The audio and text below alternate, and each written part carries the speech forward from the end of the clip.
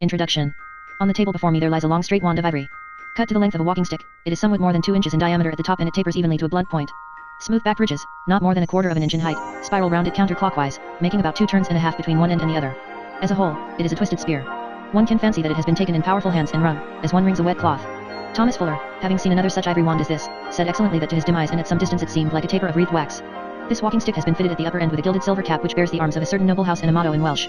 4 inches below the cap a hole has been bored through the stick, one would say, at first, to receive the cord to which some gentleman of the grand old days attached the silken tassel that adorned his cane. I scarcely think, however, that this particular stick ever tapped its way along Birdcage Walk or through the gardens of Versailles, partly because there are no signs of wear on its point and partly because it weighs something like 3 pounds. More probably, the cord that went through this hole was used not to carry a tassel but to hang the stick against the wall in some great house of 3 or 4 centuries ago. And yet I do not doubt that some of the former owners of this wand carried it about with them, but when they did so they carried it neither for comfort nor display, rather, it was their companion on dark nights and in perilous places, and they held it near their hearts, handling it tenderly, as they would a treasure. For indeed it was exactly that. It preserved a man from the arrow that flieth by day and the pestilence that walketh in darkness, from the craft of the poisoner, from epilepsy, and from several less dignified ills of the flesh not to be named in so distinguished a connection. In short, it was an amulet, a talisman, a weapon, and a medicina just all in one. Small wonder that such a wand as this, in the days when such things were appreciated, sold for 20 times its weight in gold, and that one alone, as Thomas Dekker said, was worth a city. Small wonder that perfect sticks like this were to be seen only in the treasure chambers of popes and emperors and kings, or, when some opulent church like St. Mark's of Venice did manage to acquire one, that it should be shown to the public only on gala days and beneath a pall of purple velvet. The stick before me, although of ivory, was not cut from an elephant's tusk or even from the tusk of a mammoth or mastodon. It grew as it is, and according to the most learned opinion of many generations it grew single on the brow of a beast so glorious, so virtuous, so beautiful, that heaven vouchsafed the earth, as in the case of the phoenix, only one specimen at a time. For this is the horn of the unicorn. To retrace the devious ways by which this piece of ivory, so reverently handled, has come to lie here on my writing desk, I shall have to tell a story that ranges back through more wild centuries than we can count, a story that begins with a time before cities or agriculture, when barbarous tribes wandered with their herds from summer to winter pasturage and back again, a tale that includes at one end the most primitive myths and the first stirrings of the moral sense and at the other the trickery of the charlatan and the mountebank. Into the web of this tale I shall have to catch up many strands of the history of exploration, of medicine, of art, of commerce, and of scientific thought. The fact is that I cannot explain how this ivory wand came to lie before me. I purchased it not long ago from a London dealer in antiques for about 3 guineas without indicating, in one vivid example, the ways by which magic grows into religious dogma and is gradually succumbed, or is succumbing, under the attrition of modern science. But even then, of course, I shall fall short of a full explanation, and any reader of these words who cherishes the few relics of superstition that we have left to us may be assured that this book will not murder to dissect, will not substitute a dull explanation for one of the most beautiful legends in the world. The remote and solitary strangeness of the unicorn is perfectly safe from me, and I think from anyone, for even if I did not prefer to do so I should have to let him stalk away, at the end, into the mystery out of which he comes. The lore of the unicorn is enormous in range and variety, not only because of the great expanse of time it covers but because it involves so many different departments of knowledge, and the literature dealing specifically with the topic is surprisingly extensive. Like most of my predecessors, I have hunted the unicorn chiefly in libraries, realizing the delightful absurdity of the task quite as fully as anyone could point it out to me. A zoologist would have written on my topic a different and probably a shorter book, but for me the unicorn is interesting almost entirely as a denizen of the monarch thought's dominions. Whether there is or is not an actual unicorn, and this is one of the questions upon which I shall merely quote the opinions of others, he cannot possibly be so fascinating or so important as the things men have dreamed and thought and written about him. A dream, if it is no more than that, of such great age and beauty as this of the unicorn, is far more worthy of consideration than the question whether we shall have one species more or less in the earth's fauna. And the dream, at any rate, is an unquestionable fact, a phenomenon of the mind. It has grown like a tree, striking deep roots in thought and spreading huge boughs against our mental sky. This book about the unicorn is a minute contribution to the study of the only subject that deeply and permanently concerns us, human nature and the ways of human thought. In view of the fact that I am tracing what has been thought and said about the unicorn and that most of the literature concerned is found in rare and forgotten books, it has seemed necessary to quote more freely than would otherwise have been desirable. After reading hundreds of pages of unfounded and ignorant recent writing on my topic, I have no apology to make for the care I have taken to prove my points by exact citation of authority. The lore of the unicorn owes much to the work of accurate scholars, and I have tried to present their opinions with an accuracy they would have approved, but the mere apparatus of scholarship is a scaffolding that should always be kept as much as possible out of sight, and my notes will be found at the back of the book, where they will trouble no one for whom they are not intended. Perhaps it would not be inappropriate to explain how I first struck into a footpath so far, at least in appearance, from any of the highways of contemporary research. Some time ago, while reading Petrarch's treatise De Vita Solitaria, I came upon a vivid description of the noonday meal in the house of an Italian tyrant in the 14th century. Like most things in Petrarch's Latin prose, this description is derivative, its main source being St. Ambrose's De Abstinentia, but a sentence or two in the middle of it stood out as a rather startling bit of personal observation. Among all these yellow and black and livid lumps of flesh, says Petrarch, who was himself a vegetarian, the diligent taster goes exploring for the suspected and not undeserved bit of poison. But another kind of precaution has been taken against secret plots. Between the wines and the viands project the livid horns of serpents skillfully fastened to little gilded trees, so that it is a wonder to see how death himself stands guard, as it were in the very stronghold of pleasure, against the death of this miserable man. What the horns of serpents might be doing on a rich man's dinner table I had no idea, and I determined to find out. A few hours of excavation in the pages of Pietro da Bono, Arduinus, and Cardinal Ponzetto taught me all that I cared to know about the devices once used in Italy for detecting poison at the table, devices such as that of the Cerastes' horn which Petrarch mentions, the vulture's claw, the sealed earth, the crystal goblet, the eagle stone, the snake's tongue, and others of the same sort. But while I read, the terror of those evil times when death might lie at the bottom of any cup took hold of me, and, still more powerfully, a sense of pity for the wild and ignorant ways in which the danger was encountered. Gradually, however, I found myself moving out into a pure air along a path not entirely strange even then, for the unicorn's horn was long the chief defense against poison of those who could pay the huge prices at which it was held. And then several other questions arose. How did this horn acquire its great reputation? How was it supposed to act in detecting poison? How could it maintain its prestige while the princes and dukes of Italy who owned it were dying on every hand suddenly and from no apparent cause? Where did these horns come from, and what was the nature of the traffic that pervaded them? Was the belief in their powers a vulgar superstition only, or was it held by learned men and perhaps even by physicians? How old was this belief, and what was its origin? These are some of the questions I asked myself and shall try in this book to answer. Chapter 1. The Gorgeous East. We may never know precisely when or where or how the legend of the unicorn began. It pervades recorded time and may be dimly visible even in the clouds that hover just above history's sunrise. The mystery of its origin, leaving a wide field for speculation and surrounding even the facts of which we are certain with Bands of Twilight, is one of the legend's most evident charms, but it precludes the possibility of tracing that legend from its beginnings. We can best take up the tale of the unicorn at the point where it first emerges into the literature of the Western world, early in the 4th century before Christ. Few need to be reminded that at just this time Mediterranean civilization was sweeping rapidly up to one of the summits, perhaps the highest, of human achievement. In structures of stone and of words and of pure thought, the Greek world was then creating marvels which compel us to accept the assurance with which the men of that world ruled out all who did not belong to it as barbarians. There are two aspects of that Greek civilization, however, from which we barbarians of the modern world are accustomed to draw a little comfort. In the first place, it was an affair of a few small cities and, even in these, a few individuals. In the second place, it was achieved in spite of what we must regard as an abysmal ignorance. Greece in the age of Pericles was like the hand's breadth of lighted country, surrounded by shadow, that may be seen from a hilltop on a lowering day. The best minds in the Hellenic world knew little and, with a few exceptions, they cared less about what lay beyond the circle of their light, and even of what lay within it. Their ignorance is likely to seem to us pathetic. This may well remind us to what a slight extent deep wisdom and high intellectual attainment depend upon mere information, but the interesting fact remains. Greek notions of geography, with regard to every part of the Earth's surface, remote from the Mediterranean, were grotesquely few and wrong. In the field of zoology there were no clear ideas about species, and, before Aristotle, no ideas whatever about orders and genera. With regard to the animals of distant lands where no Greek had ever been, men were completely at the mercy of travelers' tales. It was from this civilization and this intermingling of intellectual brilliancy and ignorance that the physician Tisias went out in the year 416 BC, going eastward from his native town of Cnidus to accept an appointment at the court of Darius II, king of Persia. This appointment he owed partly to the already great prestige of Greek medicine and partly, perhaps, to the fact that he was a member of the priestly caste of the Asclepiadae, in which medicine was a hereditary profession. He remained in Persia for some 17 years, serving both Darius and Artaxerxes. For a single instant he appears in familiar history, for Xenophon tells us that when Cyrus broke through the bodyguard of the great king at Cunaxa and struck him through his breastplate, it was Tisias, one of those fighting near at hand, who healed the wound. About the year 398 he returned to Cnidus and there wrote his two works, A History of Persia in 23 books, now largely lost, and his Indica, preserved in a fragmentary abstract made in the 9th century by one Photius, Patriarch of Constantinople. There is reason to suspect that Photios subordinated the more commonplace passages of his original and stressed the marvels, yet that original work was the Mandevilles travels of its time, and even the Greeks, who knew the text of Tisias, regarded him as a romancer. It is fair to remember, however, that he wrote, confessedly, about a district which he had never seen, so that he had to depend upon the tales of travelers and the reports of Persian officials, and that his most remarkable stories have usually some discernible foundation in fact. In justice to him we may ask ourselves what would be the present reputation of Herodotus, his great contemporary, if the history had been preserved only in a few selections, chosen by a credulous cleric of the Dark Ages. In the 33rd and final fragment of the Indica, Tisias asserts roundly, or perhaps it is Photius who does it for him, that his book is all perfectly true, that he has set down nothing which he has not either seen himself or else heard from the mouths of credible witnesses.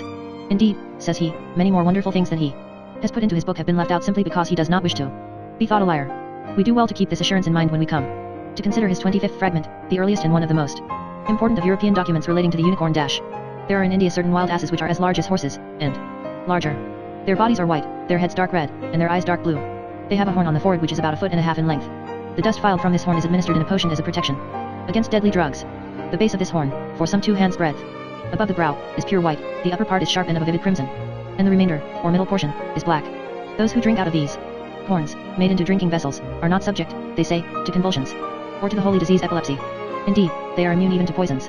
If, either before or after swallowing such, they drink wine, water, or anything else from these beakers.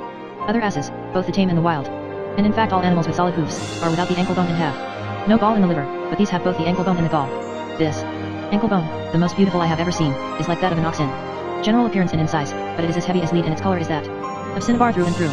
The animal is exceedingly swift and powerful, so that no creature, neither the horse nor any other, can overtake it. Whatever else we may think of this passage, we cannot call it a baseless fabrication. We can believe that Tisias added to it nothing whatever out of his own fancy, but recorded what he had heard from men who, in their turn, spoke quite honestly and even accurately of what they had seen and heard. Considered from the zoologist's point of view, the fault of the passage is that the facts it contains are strangely combined, but for our present purposes this is just its charm and value. Evidently, Tisias is describing at least 2 different animals at once, and it is as though a child, having read descriptions of the lion and the camel, should combine them into a tertium. Quite vaguely like both but exactly similar to neither. A main ingredient of this compound beast is almost certainly the Indian rhinoceros. The evidence for this lies in what is said of the horns. A lexipharmic virtue, that those who drink from beakers made of it are free from certain diseases and from poisons. This belief about rhinoceros horn, still widely current in the Orient, was already old, apparently, in the time of Ctesias, and underneath it there lies a welter of symbolism and superstition, exceedingly difficult to comprehend. Without attempting to explain it at present, we may accept it as an important datum of our study. Thinking, then, of the rhinoceros horn, what explanation can be made of the remark about its colors, white and black and red? The actual horns of the rhinoceros vary somewhat widely in hue, and the color of the cart specimen is really a strange dull red in the thinner parts, deepening toward reddish-black where it is thick. At first thought, therefore, it seems possible that Ctesias described the natural colors of the horn by his words XXXXX and XXXXXXX, although both epithets are much too strong. This interpretation makes no account, however, of the pure white that is said to extend upward from the brow for 2 hands' breadths, for there is no hint of white in the natural horn. The words suggest, by their precision, that Ctesias imagined the horn as having 3 broad bands of sharply distinct and vivid hues, and this is an effect not of nature but of art. It seems possible that he got his idea of the horn's coloration, not necessarily at first hand, either from some representation of it or else from a horn artificially decorated. Support for one of these suggestions is given by Manuel Files, a Greek poet who, although he lived in the 13th century, is a mere echo of the ancients. Seeing in the hands of an Indian king a drinking vessel adorned with 3 bands of color, white and black and red, Files asks what this cup is made of, and is told that it is the horn of the Otipo or wild ass. The ultimate source of this passage is Ctesias himself, so that the story in Files amounts not to a discovery but to an interpretation, yet, considered as such, it is both shrewd and plausible. The rhinoceros cups of India may well have been painted with these 3 colors for symbolic or magical reasons now lost, and the mistaking of such an artificial for a natural coloring would have been only one of several such confusions that we shall meet in unicorn lore. Yet even this interpretation is not wholly satisfying, for it leaves out of account the remarkable colors of the animal's body. No matter how feeble the color sense of the ancients may be thought, no matter how different it may have been from our own or how widely the meanings of color words may have changed, it seems incredible that any man who had ever seen a rhinoceros could call its body white, its head dark red or purple, and its eyes blue. Taking these hues together with those of the horn, we have a beast colored like the peacock and one so gaudy, indeed, that here again we suspect the intervention of art. The splash of vivid dye at the end of the horn holds special attention. It recalls a passage in the 21st fragment of Ctesias in which we are told that near the sources of the Hipparcos there is found a certain flower used for dyeing purposes and not inferior to the Greek purple, giving in fact a far more vivid hue even than that. In the same district there is an animal about as large as a beetle, with very long legs and as red as cinnabar, which the Indians grind into a powder and so use for dyeing the robes and tunics to which they wish to give a purple color. Their dye stuffs are better than those of the Persians. This means, almost certainly, that the Persians of the time of Ctesias imported dyed fabrics from the regions of northern India over which they ruled, fabrics in which a vivid purple was a prominent hue. May it not be that they sometimes found the rhinoceros, a beast unknown to them but familiar to the manufacturers, represented upon these fabrics, and in the strong hues made possible by the native dyes? We know that the animal was so represented, in colors that made no attempt at verisimilitude, by Scythian and Chinese embroiderers of later centuries. The colors of Ctesias' unicorn may, just possibly, have had some such origin. Undoubtedly there is an appearance of the fantastic in this theory, but we are moving here in the world of fantasy. Ctesias never saw any part of the vast romantic region comprising the Himalaya mountains and Tibet, which is what he means by India, but he heard it talked about for 17 years, for the most part in languages that he understood imperfectly, by men to whom it was a land of cocaine lying many caravan journeys deep in the gorgeous east. Their gold and ivory and spices and woven fabrics came from there, and concerning the beasts said to inhabit its forests they believed what they were told. Ctesias must have been told something, for his idea about the properties of the onager's horn were not derived from plastic or tactile representation. The suggestion is only that he may have filled in his description with details of an artistic origin. He was not well equipped for criticism of his sources of information, and if it had occurred to him that his unicorn wild ass had an odd look, in particular that it was remarkably polychromatic, he would have quieted his doubts by recalling that it was a native of India. It may be objected that even in the 4th century before Christ no intelligent man could have assumed the actual existence of a beast such as this on no better evidence than that of a rude representation. Against this objection one may bring forward the exactly similar assumption made by a scientifically trained traveler of the 19th century who was converted to belief in the existence of unicorns by the discovery of a primitive picture of what he took for one in a South African cave. But thus far we have ignored the fact that Ctesias calls his unicorns wild asses, and even with such an absurd name as that of the hippopotamus river horse dash before us, it seems unlikely that either he or his informants could ever have seen anything asinine in the rhinoceros. The wild ass, a native of Persia, as well as of India, should have been familiar to Ctesias by personal observation. It was vividly described by Xenophon and was a favorite glory of Mesopotamian kings, its great speed and ferocity, making the chase of it indeed a royal sport. Ctesias could scarcely have spent 17 years in Persia without knowing rather definitely what he meant when he referred to the wild ass, and it seems probable that this animal contributed something to his description of the unicorn. In a part of that description which I have not translated above, he says that the unicorn fights with horn, teeth, and heels. This, and what is said of the beast's great speed, suggests the wild ass, but in saying that the unicorn increases its speed as it runs, he gives us a closely observed trait of the rhinoceros. Xenophon tells us that the flesh of the wild ass is killed by the soldiers of Cyrus in the Arabian desert was like the flesh of deer, although more tender, but Ctesias, with obvious reference to the rhinoceros, says that the flesh of his unicorn is too bitter to be eaten. There is even a possibility that the coloration of the real wild ass, which is described as reddish above and silvery gray on the belly and hinder parts, may have suggested the white body and red head of the one-horned onager. For a moment, all difficulties seem to be solved, and one is ready to believe that Dizzy's or his informants confused and combined the rhinoceros with the wild ass, clapping the artificially decorated horn of the one upon the brow of the other. When this solution is closely examined, however, its plausibility vanishes, for common sense demands a reason why a known animal should have been thus violently transmogrified. Gross inaccuracy with regard to the rhinoceros is what we should expect, but the addition of a horn to a beast that Dizzy must have seen many times, and always hornless, calls for explanation. Common sense asks how it happened that the horn of the rhinoceros, so obviously on the nose that its position there gave the beast its very name, was transferred to a totally different position, so as to stand xxxxxxxxxxx. What is needed, apparently, is some intermediary between the rhinoceros and the wild ass, to ease the transference of shape and characteristics from the one to the other. A vigorous and widespread belief in a unicorn inhabiting the tablelands of Tibet, a region included within the India of Dizzy, can be traced in existing documents as far back as the time of Genghis Khan, and there is good reason for supposing that it is much older still. This Tibetan unicorn, undoubtedly, is the Antbulus hodgsoni, a large and fleet antelope, the nearly straight horns of which, seen from one side, give the effect of a single horn. It is certain that the natives, who see these animals frequently, have long believed that some individuals in almost every herd, those individuals, naturally, which they have seen in profile and at a distance, are unicorns. May it be that some vague report of these antelopes helped to set the single horn of the Indian rhinoceros upon the brow of the Mesopotamian wild ass? The conjecture looks hazardous at first, and too complex, but it gathers credibility as we consider the evidence bit by bit and as we find much the same sort of thing happening elsewhere. Such a confusion, instead of being unique, might rather be called typical, and typical not of the ancient world alone but of far more recent times. Compared with the juggling of species, and the transferences of animal attributes to be found in the medieval bestiaries, it approaches scientific exactness. This confusion, rolling three different beasts into one, need not be attributed to Dizzy. The rumor of the unicorn came up to him over the long trails running westward from a land as strange, as replete with incredible possibilities, as America was to the Spanish conquistadors. His unicorn, like the far less probable beasts of the Arabian Nights, was pieced together by travel-weary men sitting about many a campfire, drowsy, uncritical, pooling all that they had seen and heard. We may believe that every contributor meant and tried to tell the exact truth, just as each of the blind men in the proverb intended to give an honest report about the elephant, the discrepancies in their results being due to the fact that one of them had hold of the animal's trunk, another grasped a tusk, and a third was pulling at the tail. Some of these scientists of the campfire had seen the rhinoceros, perhaps, or had talked with men who had seen him. Others had handled the painted horn and had heard report of its occult virtues. Still others, hearing talk about a beast with a single horn, and that a horn of magic properties, would recall the apparently unicorned animals they had seen feeding at a distance with a herd of antelopes, and they might even know that the apparently single horns of these animals were objects of veneration in Tibet and were sold to pilgrims at high prices. Finally, they merchants and tax gatherers of Persia, returning from the lands where such tales were told and trying to make clear what they had heard, might say that the beast with the precious ori-colored horn standing in the middle of its forehead was a good deal like a wild ass, a statement practically equivalent to the declaration that it was a wild ass. For all these earnest, far-traveled, and well-intentioned men, Dizzy, the court physician, acted merely as amanuensis, freshening and defining his impressions somewhat, perhaps, by means of any figures and images of the unicorn there may have been available. Or so, at any rate, I make it out. Besides these three actual animals, towering above them all, there may have been a guiding and shaping conception of a celestial and purely symbolical unicorn of which the beast, thus compounded, was only a feeble earthly representative. Of that I shall have something to say in the proper place. For the present it is enough to have shown how the unicorn of Dizzy may have been constructed out of mundane materials. The close attention we have paid to one brief passage in an unimportant book is justified by the fact that this passage is one of the two main sources from which the Western legend of the unicorn comes down to us. It was written far back in the ages of authority, during which men seldom thought of acquiring opinions of their own by independent investigation, and when scholarship consisted largely in the discovery, balancing, and recording of what others had said. This habit of mind made it possible for the passage, just considered, to reverberate through 20 centuries. Shortly after the time of Dizzy there arose one supreme authority, Il Maestro de Color Chasano, who might have given the legend of the unicorn its quietus by a single blow. The animal had a narrow escape when Aristotle passed it by with a few scant references merely sufficient to show that he believed in its existence. Why he should have believed in it at all, considering that he thought Dizzy untrustworthy, and what other evidence he may have had, we shall probably never know.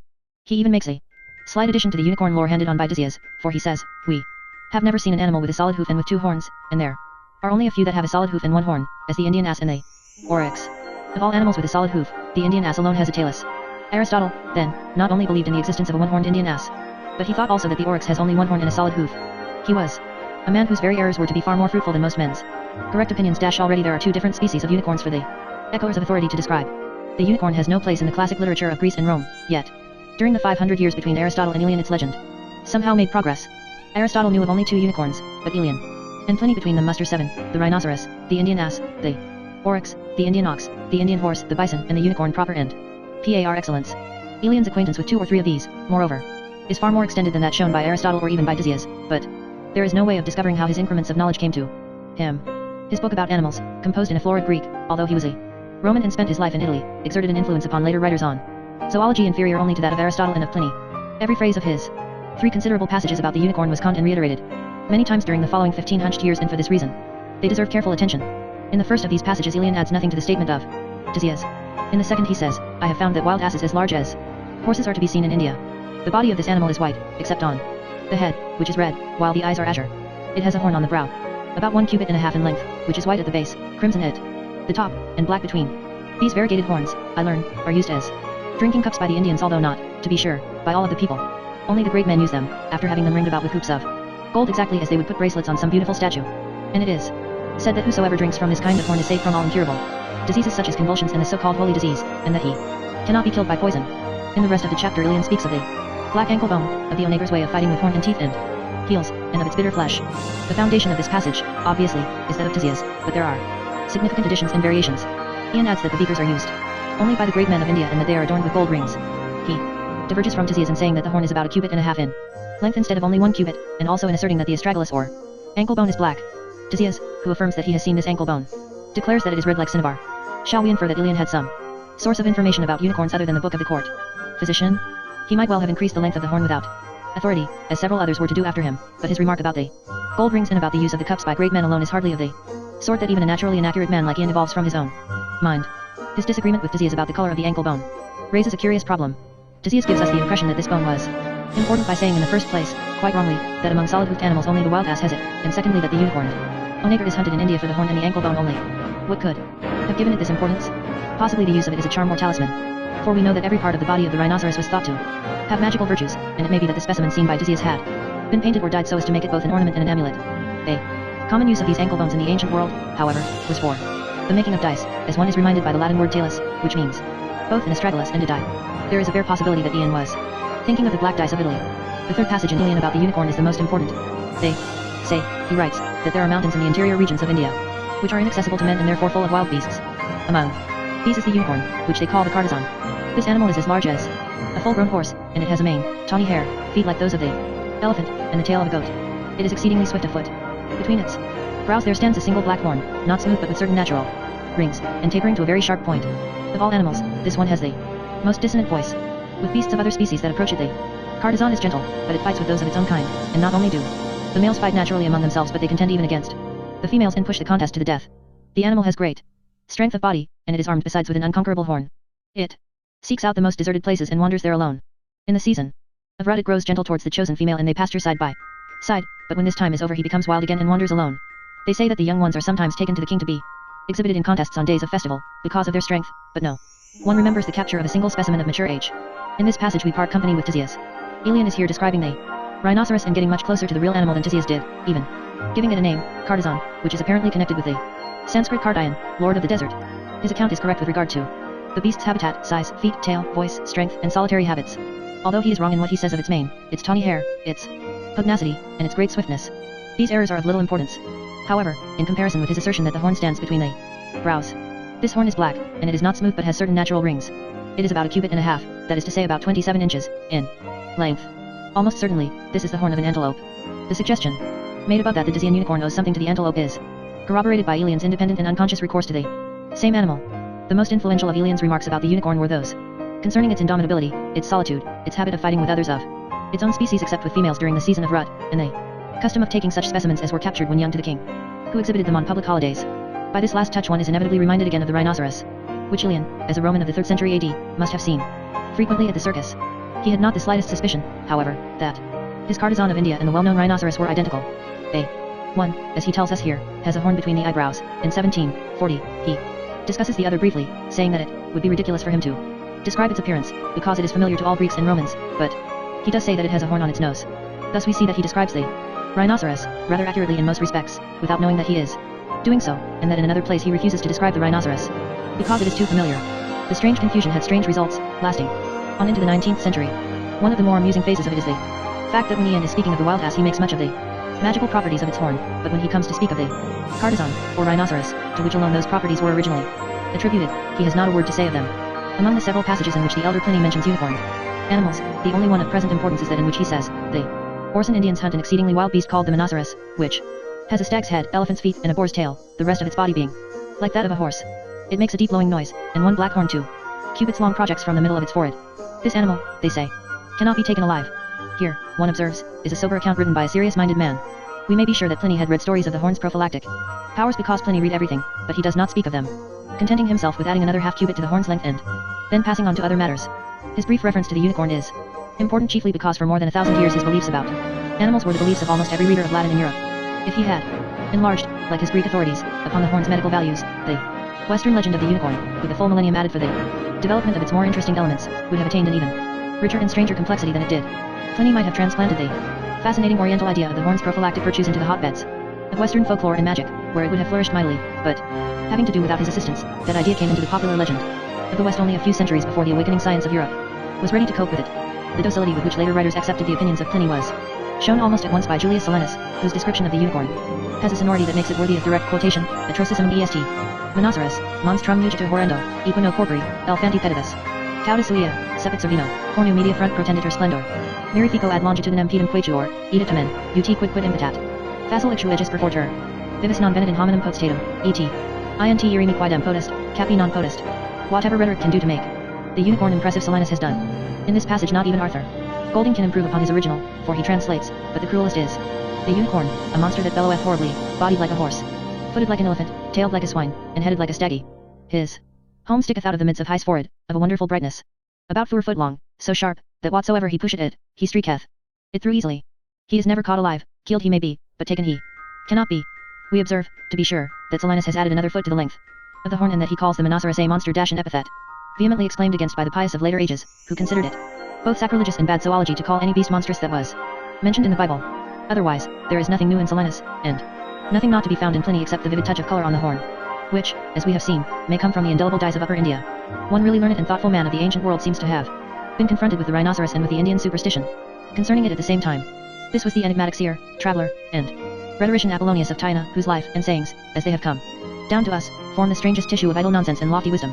During his travels in India, says his biographer, Apollonius saw the wild asses that were captured near the high faces and was told that cups made from their horns, single horns, which grew from the brow, were used by the kings of India in the belief that those who drank from them were free for that day from sickness and poison.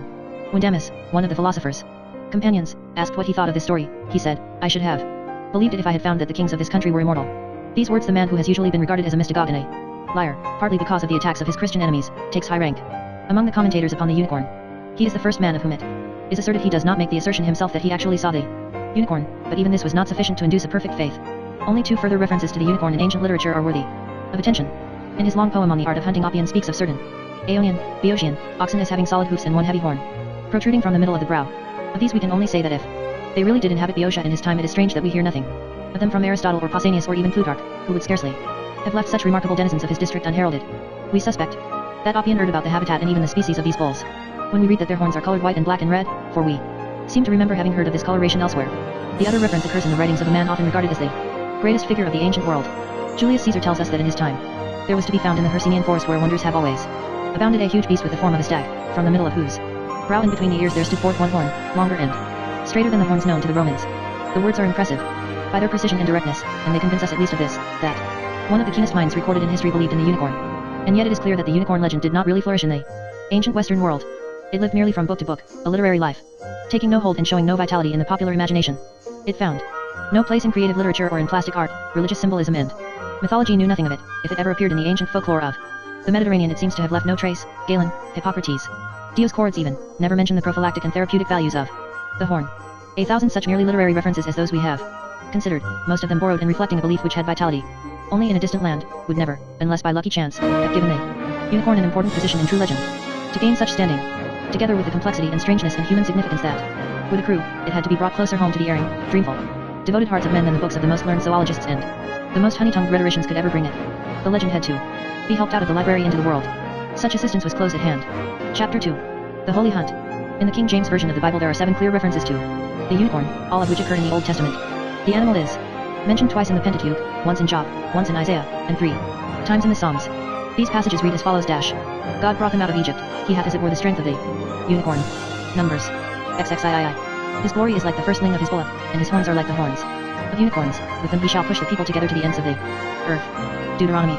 XXXIII. Save me from the lion's mouth, for thou hast heard me from the horns of unicorns. Psalm. XXII. He make them the cedars of Lebanon also to skip like a calf, Lebanon.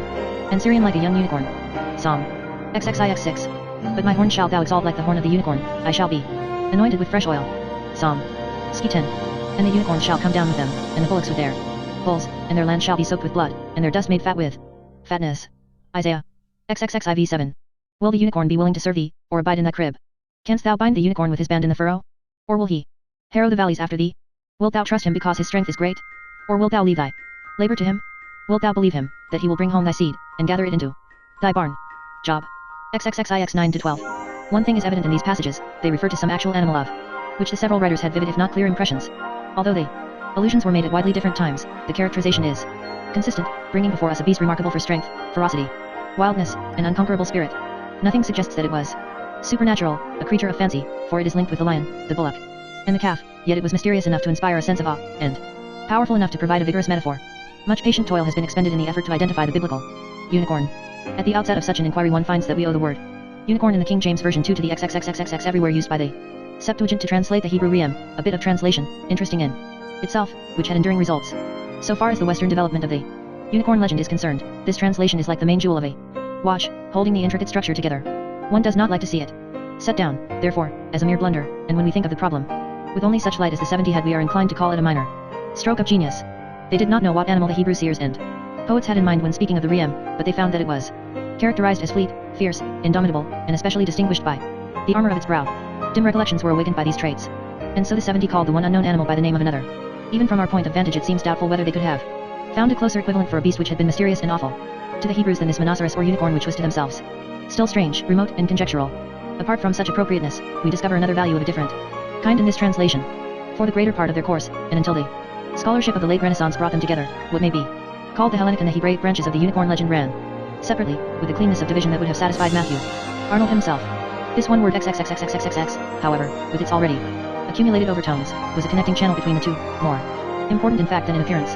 For a long time it maintained belief in the Greek tradition by seeming to imply that whatever Ctesias and his successors had said about the unicorn had the sanction of divine authority. The Septuagint translation of Reem by XXXXXXXXX, a translation which meant hardly more than that X equals X, was accepted as the inspired word of God. Ctesias, Elian, Pliny, and Solinus seem to be corroborated by Jehovah. In several passages of the Vulgate the Reem becomes a rhinoceros, losing as much in imaginative value as it gains in clarity of outline. We are hardly to suppose, however, that Jerome derived this translation directly from the Hebrew text in complete independence of the Septuagint version. It is more likely that he, like St. Ambrose, held the XXXX of the Greeks to be identical with the rhinoceros view in which he was to have many followers, and as many ardent antagonists. His word amounts, therefore, to an interpretation of the Septuagint's word, and one feels that it is less good, largely because it is more precise. How often Jerome may have attended a circus during those unregenerate days in Rome which he so bitterly repented we cannot be sure, but if he went at all he probably saw there the animal that he later identified with the biblical Reem. In superficial appearance it would seem to correspond closely enough. An attempt to trace the devious and learned arguments by which biblical scholars have tried to establish the identity of the Reem would lead us too far afield, considering that there is no reason to believe that the Hebrews themselves thought of this animal as one-horned. None of the passages cited above forces such an interpretation, and only one of them, that from the 92nd Psalm, even suggests it. Elsewhere, as in Deuteronomy XXXIII 17 and Psalms XXII 21, the word for horns is used in the plural while Reem is singular.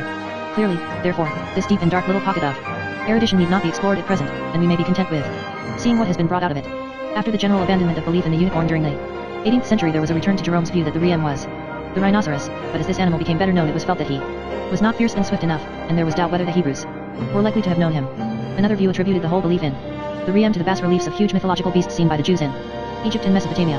Under the leadership of Samuel Bochit, the profoundest scholar who has ever waded these deep waters, a considerable company once contended for the oryx, pointing out that the Arabic name of this animal is still Rim, but the value of this discovery was soon destroyed by the announcement of another school that Rimmo was the Assyrian name of the gigantic aurochs or Bos primigenius, a species of wild buffalo which became extinct in the 16th century. Cuvier, basing his measurement upon remains of the aurochs much smaller than others since discovered, estimated that this animal was 12 feet long and almost 7 feet high. Its teeth have been found in a cave on Mount Lebanon. Julius Caesar describes it as indigenous to his prolific Hercynian forest, and in terms fitting all that is said in the Bible about the Reem, Layard identified the animal with the majestic sculptured bulls of Nineveh. The Bos primigenius now holds the field. Its bulk, speed, and savage ferocity are described by Caesar in words that make it clear why the Hebrews always spoke of the Reem with bated breath. So much, then, for the source of the Septuagint. XXXXXX, a word inspired by Apollo if not by Jehovah, and therefore of the biblical unicorn. One is glad to have found the Reem worthy of his descendant. Although it seems clear that the writers of the Old Testament did not think of the Reem as one-horned, there is a possibility that the Talmudic writers did come to consider it so. Any horned animal remembered chiefly by its representations in the sculptures of Egypt, Babylon, Nineveh, and Persepolis was likely, as we shall see, to be regarded sooner or later as a unicorn, and there came a time when Hebrew writers, with no native sculpture to guide them, were dependent upon just such representations. The Talmudic interpreters, it is certain, had never seen the Riem, for they exaggerated size out of all reasonable compass, asserting in one passage that it is so tall as to touch the clouds and in another that it was too large to be got into the ark and so had to be towed along behind by a cord tied to its horn. Obviously, the Riem is here seen fading into myth, and so it may have been the original of the wonderful ox 3 times mentioned in the Talmud as the victim of Adam's first sacrifice, an ox with the interesting peculiarity that it had only one horn on its brow. The unicorn legend gained valuable and lasting corroboration from the brilliant error of the Septuagint, but this alone would not have won for it anything like its later prestige. Another influence was required to carry the unicorn into the center of Christian myth and symbolism. Fully to understand the second influence that was brought into play, we should need to know more than we do about that agglomeration of vice and virtue, wealth and poverty, ignorance and erudition, wisdom and folly, which we call Alexandria. In that city, during the 3rd century after Christ and under Christian influence, there were brought together a number of animal stories, some of them drawn from the widespread beast epic of the world and others apparently concocted to serve the immediate need, each of them fitted with a moral somewhat after the fashion of Aesop's fables. It seems unnecessary to assume that any single individual was responsible for the collection as a whole, or that a single original text ever existed. Readers of Tertullian, Cassiodorus, and even Origen will not need to be told that the habit of allegorizing not merely everything in the scriptures but everything outside of them was at this time fastening upon the Christian mind.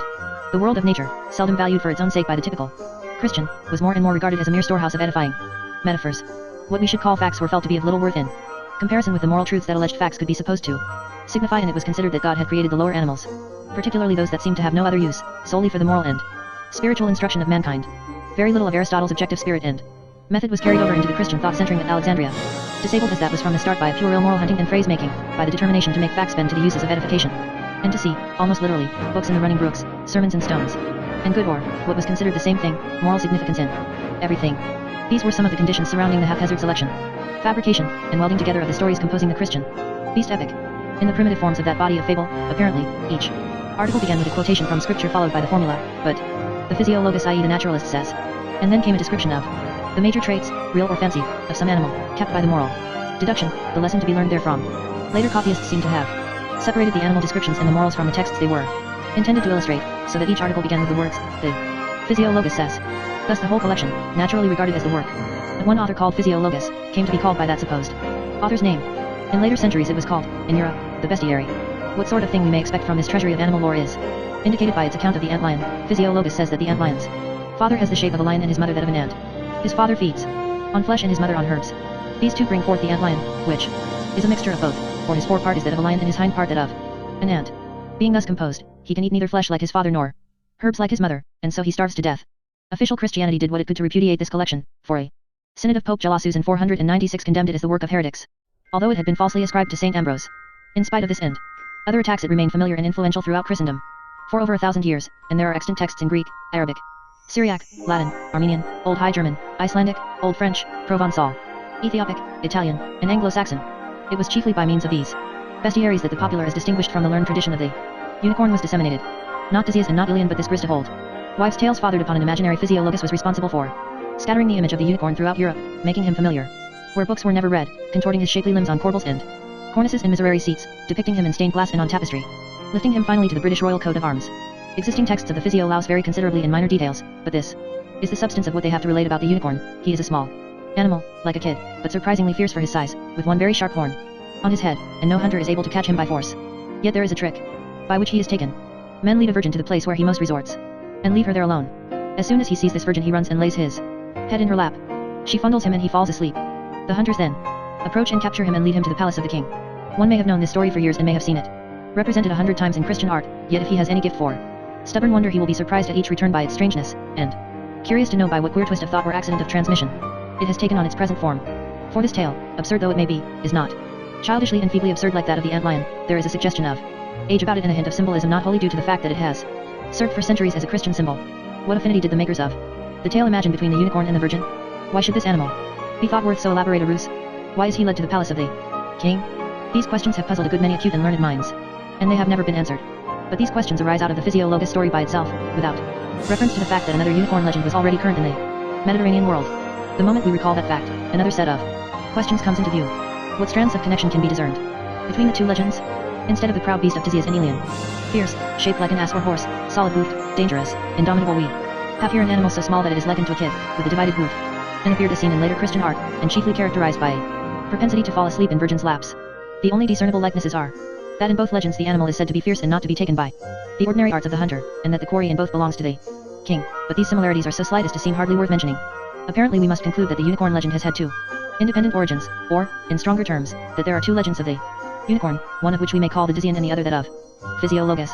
With this not very satisfactory conclusion in mind we may leave, for the present, the larger question of interrelationship, turning back to the Physiologus account for a closer examination. Some light may be thrown upon that account by the allegorical interpretation that usually follows, though in varying forms, the story itself. In its simpler versions this interpretation likens the unicorn directly to Christ. Its one horn is said to signify the unity of Christ and the Father, its fierceness and defiance of the hunter are to remind us that neither principalities nor powers nor thrones were able to control the Messiah against his will. Its small stature is a symbol of Christ's humility and its likeness to a kid of his association with sinful men. The Virgin is held to represent the Virgin Mary, and the huntsman is the Holy Spirit acting through the angel Gabriel. Taken as a whole, then, the story of the unicorn's capture typifies the incarnation of Christ. Thus we see the unicorn caught up into the fervors and ecstasies of Christian symbolism and into the very worship of the Virgin. There could be no limit, once this had happened, to the glory of his career. For this reason, one is all the more eager to discover, if possible, the origin of the remarkable story upon which the symbolism is based. The widest variations from the typical unicorn story to be found in what may be called, with caution, the primitive texts of Physiologus, are those to be seen in the Syriac and Provençal versions. In the Provençal bestiary, composed under Waldensian influences, the properties of many of the beasts are changed, and the unicorn is made to represent the devil, the signification of the virgin capture being that evil can be overcome only by virtue. The Syriac version is so interesting as to deserve quotation dash. There is an animal called Daja, extremely gentle, which the hunters are unable to capture because of its great strength. It has in the middle of its brow a single horn. But observe the ruse by which the huntsmen take it. They lead forth a young virgin, pure and chaste, to whom, when the animal sees her, he approaches, throwing himself upon her. Then the girl offers him her breasts, and the animal begins to suck the breasts of the maiden and to conduct himself familiarly with her. Then the girl, while sitting quietly, reaches forth her hand and grasps the horn on the animal's brow, and at this point the huntsmen come up and take the beast and go away with him too. The King dash likewise the Lord Christ has raised up for us a horn of salvation in the midst of Jerusalem, in the house of God, by the intercession of the Mother of God, a virgin pure, chaste, full of mercy, immaculate, inviolate. Little assistance in one's search for the origin of the virgin capture story would seem to be obtainable from this wild tale, which looks like confusion. Worse confounded, but at least it precludes all possibility that that story was invented ad hoc by Christian allegorizers. One is convinced of this partly by the fact that the signifiatio does not here fit the story as told but is forced upon it in accordance with a custom known to be followed elsewhere.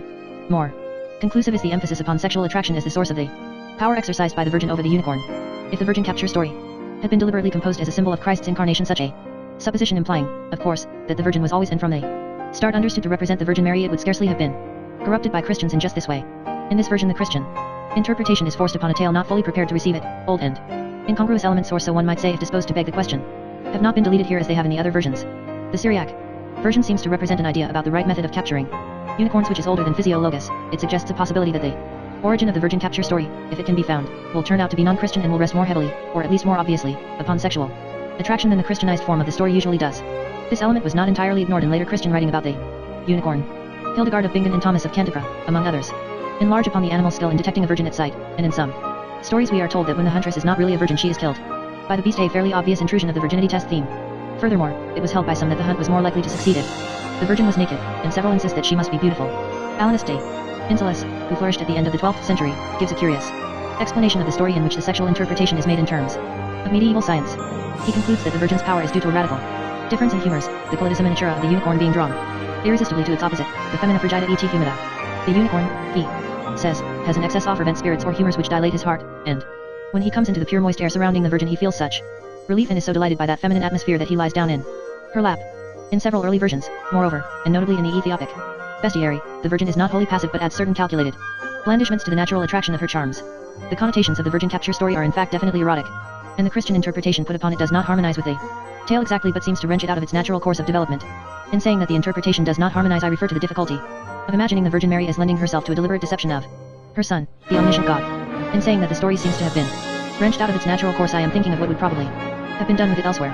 The Greeks, if they had been at all interested in animal allegories, might have made it a symbol of the overmastering power of erotic emotion, leading to the ruin of a strong, proud nature. The Hebrew poets might have used it somewhat as they did the great legend of Samson, which it so curiously and perhaps significantly resembles, although Delilah is not a good surrogate for the Virgin. But in Christian legend the story's original intention has been thwarted, I believe, to serve the purposes of edification. The attempt to point out what that original intention was, and so to solve, in some sense, the long-standing mystery of the virgin capture story, may be postponed until we have followed the development of the story during the Christian ages. Probably the earliest narration of the tale in literature outside of the Physiologus itself is that in the commentary on St. Basil's Hexameron, long attributed to St. Eustathius of Antioch, who died about AD 330. This Curious work weaves about Bezel's poetic account of creation a tissue of popular legend which makes a good hunting ground for the student of folklore. In most of its discussions of animals it drags a wide net through the sea of Levantine superstition, but the unicorn passage follows physiologus in every detail, its only importance for our purpose consisting in the fact that here we see the virgin capture story moving out into literature under its own sail, without assistance from allegory. The next mention of the tale was far more influential, for it occurred in a work that was read, copied, imitated, and learned almost by heart for centuries, a work used as quarry and foundation by most of the encyclopedists of the Middle Ages, writers who tried, not so unsuccessfully as might be supposed, to compress all human knowledge within a single book. Isidore of Seville, who died in 636, was one of the men who have exerted an influence upon human thought out of all proportion to their powers, chiefly because of their strategic positions in time or place, played upon by many forces, which he is incapable of criticizing or relating. His tendency is to shovel together rather helplessly all that he has read and heard. This tendency is evident in his important account of the unicorn, which I give myself the pleasure of quoting in John of Trevise's English dash. Rhinoceron in Grui in Greek is Domination home in the nose, and Monoceros is an unicorn, and is a ryght cruel beast, and hath that name, for he hath in the middle of the forehead and home a 4 foot long, and that home is so sharp and so strong that he threw wife down al or thurlith, al that he resith on, and this beest fyghtYth oft wife the elephant, and wombed thence to cath hym in the womb, and threw wife hym down to the ground and the unicorn is so strong that he is not take with maid of hunters, but men that ready of kinda of things mean that a maid is set there he shall come, and she openeth her lap and the unicorn layeth there in his heed, and leveth all his fieriness and slippeth in that wise, and is taken as a beast without weapon and slain with darties of hunters. It is sometimes said that Isidore took the unicorn to be the rhinoceros, but this statement is due to a careless reading of his 2 first sentences. The fact is that he confused the 2 animals, which is a quite different thing, as we have seen in considering the 3rd passage from Aelian. In what is said of the unicorn's fight with the elephant and of the great strength of its horn, he is dependent upon one or more of the several accounts of the rhinoceros to be found in late classical writers, and especially in Pliny. Unlike Aelian, he had probably never seen a rhinoceros. He had no means of knowing that this animal supplied most of the details of his description of the unicorn, and so he is not entirely responsible for the ridiculous picture he gives us of a rhinoceros slumbering in the lap of a virgin. That picture, in all its gay absurdity, we owe to his mingling of 2 diverse traditions. Isidore's account of the unicorn is important, as I have said, because of its influence on later writers, and it was copied, usually with slavish exactness, by most of his successors in the long line of medieval encyclopedists.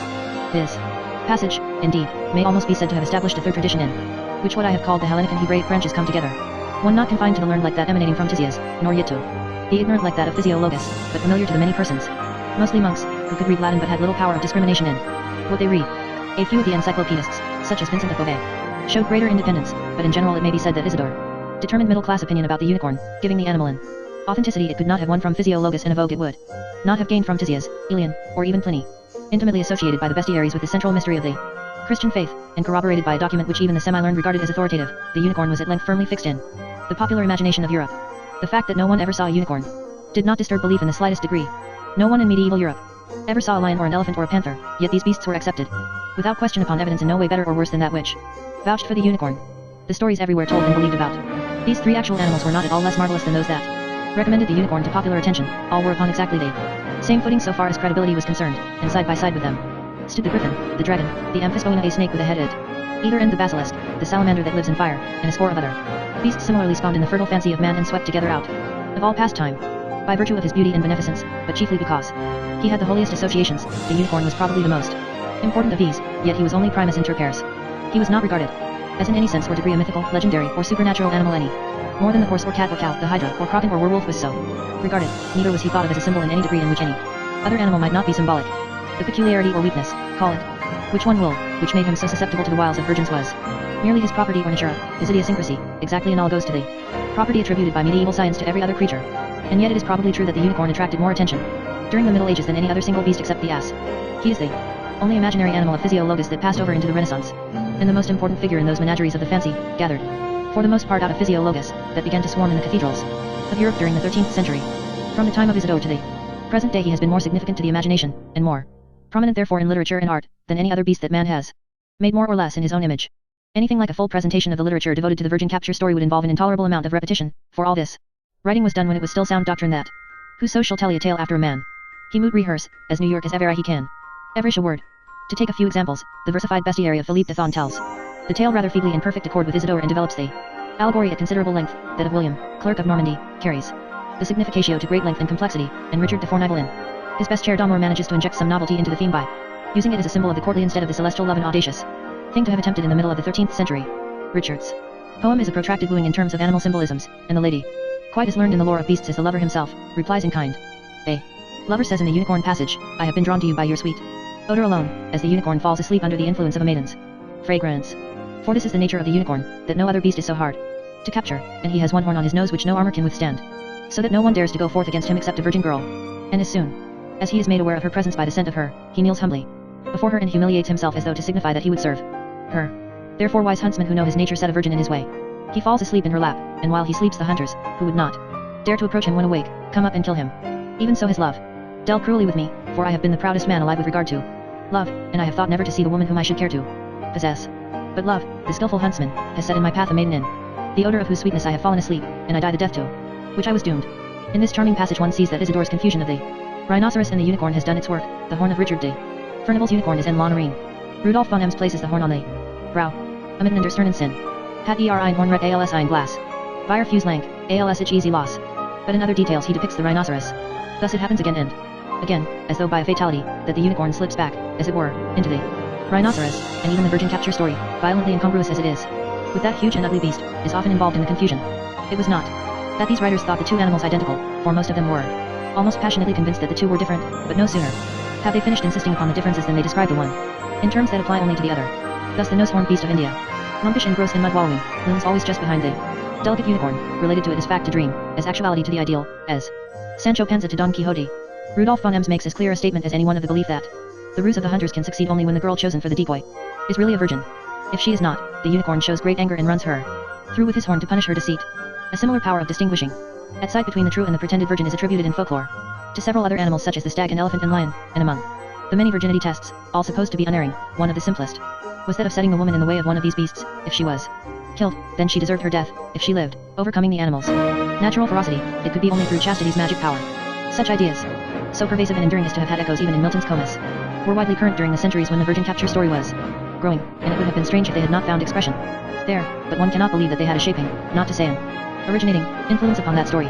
Suggestions of the virginity test are rare in unicorn literature, and they are late. Any argument based upon them would be strongly countered by the frequently seductive conduct of the woman herself.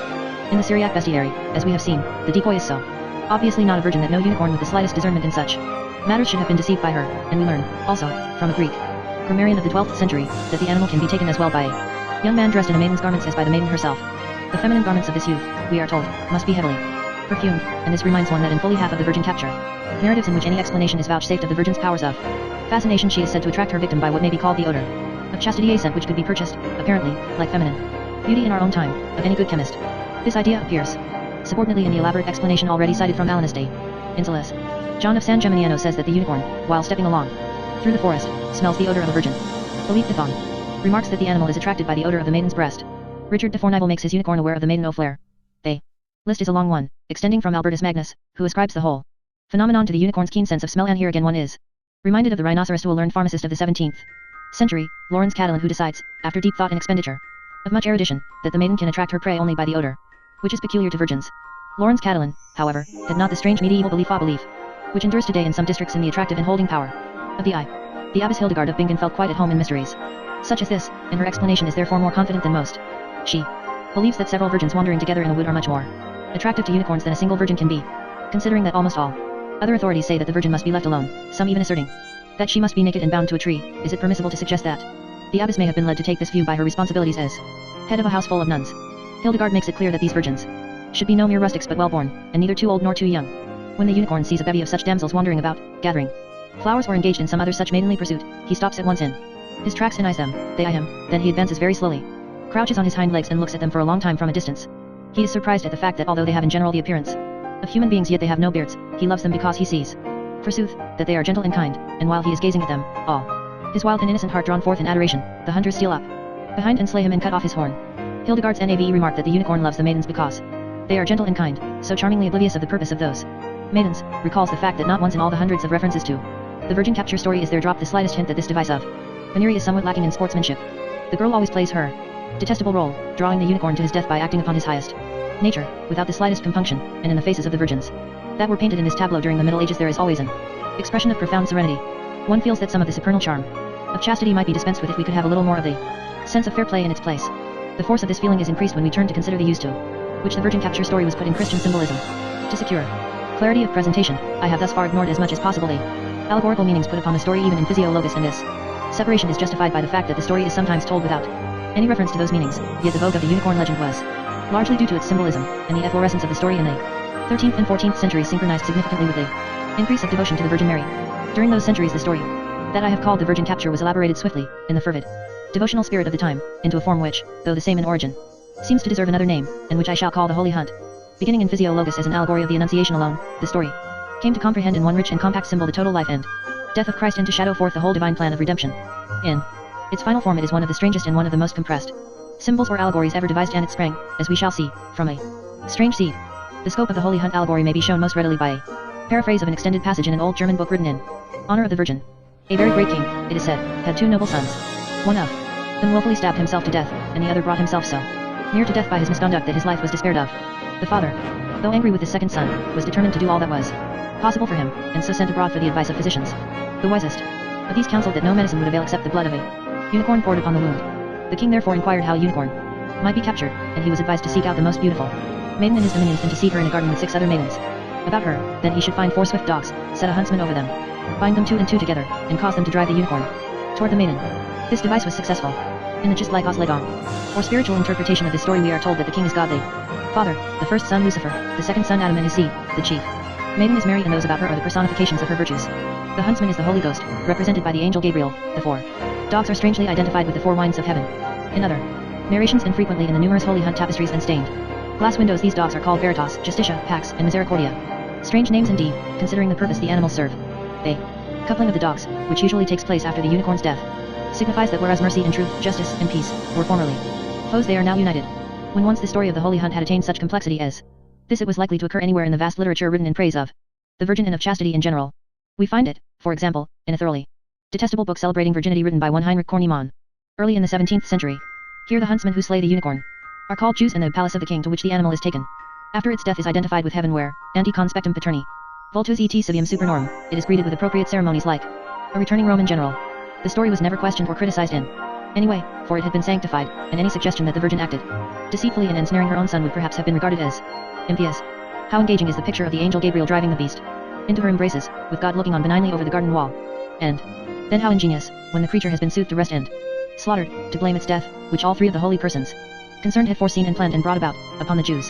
The idea suggested by Kornemann that the Son of God, transformed into a unicorn, is harried and hunted through the forests of this world in order to be brought back as a spectacle for the citizens of heaven. A faint memory of the Roman circus is not so much quaint as it is degraded and brutal. Furthermore, the story as told by Kornemann and many others is soaked in a peculiarly foul praise of sexual asceticism, which is more base, to all clear and clean thinking, than honest pornography. The Virgin Capture story is not, for all its interest, a pleasing one, and in its later ramifications it becomes positively painful. When he strayed into Physiologus, the unicorn entered a region not worthy of him. A creature, imagined nobly as terrible, solitary, with the beauty of power, was transformed under Christian influence into a little goat-like animal eating out of the hand, going to sleep in maidens' laps, and serving as a symbol of virginity. Nietzsche could not have asked for a more brilliant illustration of slave morality. The Greek version of Physiologus brings before us a trait of the unicorn, which is quite as strange as its weakness for virgins, and which had a development in Europe quite as extensive and bewildering. The statement of this trait is brief and simple, but we shall find that the explanation of it, in so far as it can be explained, is neither simple nor brief, but will lead us up and down over great stretches of time and into some of the darkest places of the mind. The Greek bestiary says that when the animals assemble at evening beside the great water to drink, they find that a serpent has left its venom floating upon the surface, a characteristic trick of serpents which is elsewhere vouched for. They see or smell this venom and dare not drink, but wait for the unicorn. At last he comes, steps into the water, makes the sign of the cross over it with his horn, and thereby renders the poison harmless. The significance of this trait is elsewhere explained by saying that the animal's single horn represents the holy cross, that the serpent stands for the devil, and that the poisoned waters are the sins of the world. It is remarkable that this trait, which I shall call, somewhat arbitrarily, a water conning exactly suited as it was to the uses of Christian allegory, was not reported in the bestiaries of Western Europe. To be sure, it was known in the West, but not until late, and then chiefly in learned circles. Isidore of Seville and his followers seem never to have heard of it, and it was almost certainly unknown to Hildegard of Bingen, who would have delighted in its magical connotations. We may be fairly certain, therefore, that the trait was not mentioned in the primitive versions of Physiologus, and that it entered the Greek version from a source to which the other bestiaries had not access. The two themes of the water conning and the virgin capture were seldom brought together in a single account except in contexts professedly erudite. But a remarkable exception to this rule is found in a rather famous poem on hunting written by Natalis comes in Latin hexameter about the middle of the 16th century. Here a large amount of unicorn lore is packed into little space dash. Far on the edge of the world and beyond the banks of the Ganges, savage and lone, is a place in the realm of the king of the Hindus, where there is born a beast as large as a stag in stature, dark on the back, solid-hoofed, very fierce, and shaped like a bullock. Mighty and black is the horn that springs from the animal's forehead, terrible unto his foe, a defense and a weapon of onslaught. Often the poisoners steal to the banks of that swift-flowing river, fouling the waves with disease by their secret insidious poisons. After them comes this beast and dips his horn in the water, cleansing the venom away and leaving the stream to flow purely, so that the forest dwellers may drink once more by the margin. Also men say that the beast delights in the embrace of a virgin, falling asleep in her arms and taking sweet rest on her bosom. Ah! But, awaking, he finds he is bound by ropes and by shackles. Strange is the tale, indeed, yet so, they say, he is taken. Whether it be that the seeds of love have been sown by great nature, deep in his blood or for some more hidden mysterious reason. Having seen in some detail the development of the unicorn legend during the Middle Ages, we may now turn to the difficult question regarding the origin of that part of the legend, the virgin capture and the holy hunt, which is the special topic of the present chapter. Speculation about that origin has engaged a good many pens since the time when men began once more to ask questions about things instead of taking them on trust, for every thoughtful writer about the unicorn has been perplexed by the story, and has wanted to know whence it came. The result of all this speculation may be summed up in the words of one of the most learned men who have ever touched the problem, unde nostra fabella orta sit, ignoro whence. Our fable comes I know not. There are two attempts at a solution, however, to be recorded, one of them pure ill, but the other, to say the least, highly ingenious. The statement of Elian will be recalled that the unicorn lives at strife with animals of its own species except during the season of rut, when the males make a temporary truce with the females. This is not a surprising or even a peculiar trait, but it has caught the attention of a number of scholars as a possible explanation, in default of a better, of the virgin capture story. Such explanation may have been vaguely suggested by Manuel Files in the 13th century. It was accepted by Andrea Bacci and by Conrad Gessner. The zoologist, Samuel Bochet, the greatest scholar who has ever discussed the unicorn legend, added the weight of his name. Even Dr. Friedrich Lochert, a trained literary student of our own time, adopts it without hesitation.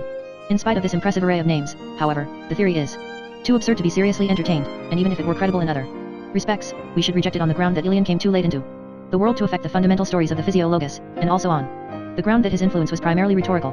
There is hardly any likeness between the kid-like unicorn of Physiologus and the Cartizan of Ian, and it is to the last degree improbable that a single minor trait was adopted from Ian's unicorn and given such extensive and surprising development while major differences were neglected.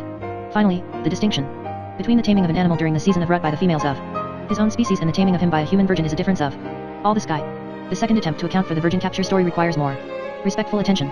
Professor Leo Wiener of Harvard University points out the striking similarity between the Physiologus account of the anthelops or antelope and that of the unicorn. The former, as told in a Latin manuscript of the 11th century, runs thus: there is an animal called anthelops which is so exceedingly fierce that none of the hunters is able to approach him. He has long horns in the shape of a saw with which he can cut down the largest oaks. When he is thirsty he goes to the great river Euphrates and drinks. Now there grow in that place certain soft and pliable branches of the vine. Sunt automi verge vidicia settles et moles, and while he is playing about he entangles himself in them by the horn. When he is firmly caught by both horns he cries out with a great voice, because he is unable to escape from the slender branches Virgulus, and then the hunter, hearing his voice, runs up, finds him bound, and kills him. The analogies between the story and that of the unicorn are obvious. The anthelops is very fierce and defies the hunters. He is remarkable for the armor of his brow, and this brings about his death. The hunters wait until he is ordered to combat before advancing to dispatch him. Furthermore, he is caught and held, according to this Latin text of Physiologus, by Verge in the spelling common in old manuscripts, Verge. Professor Wiener believes, if I understand him correctly, that the story of the virgin capture arose from a misreading, or perhaps a scribe's error, which substituted for verge, twigs, or slender branches, the word virgo, a virgin. He also thinks that the antelope story itself is a retelling of Aesop's story of the stag caught by its horns in the forest, and that certain minor details of the unicorn story as told in Physiologus, are of Arabic origin. He sums up thus: the autolops, after drinking from the Euphrates, goes into the woods and there plays with the branches, Verge. The Physiologus or its source read Virgo instead of Verge, and thus produced the story of the unicorn which plays with its horn in the bosom of the Virgo maiden, and thus is caught. This, then, shows beyond a chance of doubt that the unicorn story arose only after the Arabs came in contact with Latin, which was after 711, and thus the earliest date of the Physiologus is established. I have spared the reader as much as possible of the amazing involution in Professor Wiener's argument, but I cannot mitigate the surprise he will feel at seeing the virgin disappear, like Daphne, into a tree. I can only ask him to share my own disappointment that after such gigantic labors the mountain of scholarship should bring forth only this ridiculous mouse of an alleged mistranslation. Convinced that the Physiolaus as we know it cannot be of earlier date than AD 711, Professor Wiener is constrained to argue that the narrations of the virgin capture story in Gregory's Moralia and in Isidore's Etymologia are interpolations made after that date. He does not mention the fact that the story was told by Saint Eustathius of Antioch almost 400 years before, nor does he explain how Pope Gelasius could have condemned in the 5th century a work that was not produced until the 8th. The words upon which his argument chiefly rests, sunt automi verge vidicia are found only in a manuscript of the 11th century, and this seems to me much too late for our present purposes. I do not believe, therefore, that the Latin phrasing of the antelope story gave the original suggestion for the story of the virgin capture.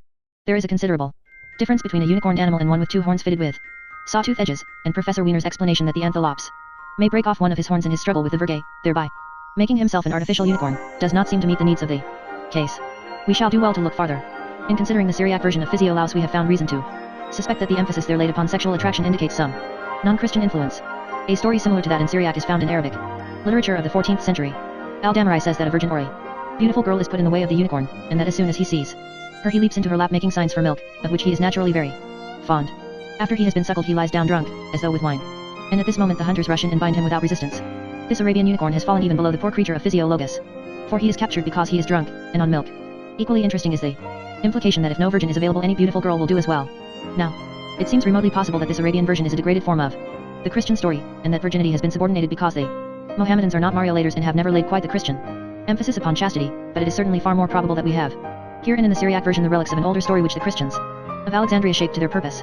The mention of the virgin in the Arabic tale is due, no doubt, to Christian influence, but her presence is so incongruous with the tale itself as to suggest that she has been imported from another form of the story. In that case, we must abandon all effort to explain the virgin capture story in terms of itself and its variants, and we are driven back into the sea of the world's folklore without compass or chart, there to make what accidental landfalls we may. We are seeking an explanation of the elective affinity between virgins and beasts with single horns, or, if virginity is not a primary notion, of the attraction, whether sexual or of some other sort, between women and horned beasts. Virgins undergoing sundry tests, beautiful girls seated lonely and receptive under trees, unicorns, rhinoceroses, faithful lions, elephants, appear and disappear in the mists. Bartholomew Anglicus says that elephants be hunted in this wise, there go in the desert too maidens all naked and bare, and these maidens begin to sing alone, and they beast hath liking when he heareth their song, and cometh to them and looketh their teats and falleth asleep anon for liking of the song, and then one maiden sticketh him in the throat and the other taketh his blood in a vessel, and with that blood the people deck cloth. This is useful information, but it is not directly to the purpose, and the fog closes in again. We learn that the horn of the young female rhinoceros, taken before she has mated, sells both in Siam and in South Africa at a price at least 10 times as great as that given for the horns of mated animals of either sex, on the ground that they are much more powerfully prophylactic. We delve into the myth of Diana the virgin huntress and ponder her connection with the horned moon which has had control over poison since the beginnings of superstition. In all this rather aimless beating up and down one may learn much about the mental habits out of which the virgin capture story arose, but the actual source of it eludes one. The suspicion grows upon the seeker that he is looking for the origin of a belief which has never had any single beginning, and that all the success he can hope for will be like that of one who looks for the source of a great river and finds it in half a dozen different springs separated, it may be, by hundreds of miles, or in the rain wind, or in the wandering cloud. And just as it is a hazardous thing to say that the Nile or the Mississippi or the Amazon springs out of precisely this or that hillside, so it would be rash to assert that the virgin capture story must have had just this or that origin and no other. Such confident assertions are seldom made by those who have looked long into the mists of the primitive imagination where vague shapes are constantly forming and dissolving again. And yet, though the ultimate origin of the story remains hidden, we have already traced that story somewhat behind the form it took on in Physiologus. It is possible to take one long step farther still, and then we shall have done what we can. The sudden expansion of the known world during the 16th century, and the consequent opening of new lands to exploration and conquest, gave to the imagination of Europe an impetus which had among its many results a sort of modern mythology. We are accustomed to think of this expansion in connection with the Western Hemisphere alone, but the sea route to India and the Far East contributed quite as much as America to European fancy. India, which had been a land of chimera to disease and had remained such during all the intervening centuries, was no less marvelous. Now that the Portuguese were bringing back a cargo of wonders in every ship that rounded the Cape. By one of the stranger accidents in the history of legend, some of the tales that had once been told of India were transferred to a nearer land, Ethiopia, which had been confused with the Great Peninsula even in Virgil's time. Most of these tales moved westward, with the fabulous court of Prester John, which had originally been located somewhat vaguely in India. Ever since the forged letter describing this Christian court had been received, and answered, by Pope Alexander III, Christian missionaries had been much interested in it, and they were none the less so in the early 17th century when there seemed to be grave danger that Prester John at that time approximately 500 years of age would fall into heresy. These are the circumstances surrounding the several accounts of Ethiopia that we owe to Jesuits of the period, the best known of which is that of Geronimo Lobo. Most of the Jesuit travelers to the court of Prester John have something to say about the Abyssinian unicorn, and Father Lobo has a great deal.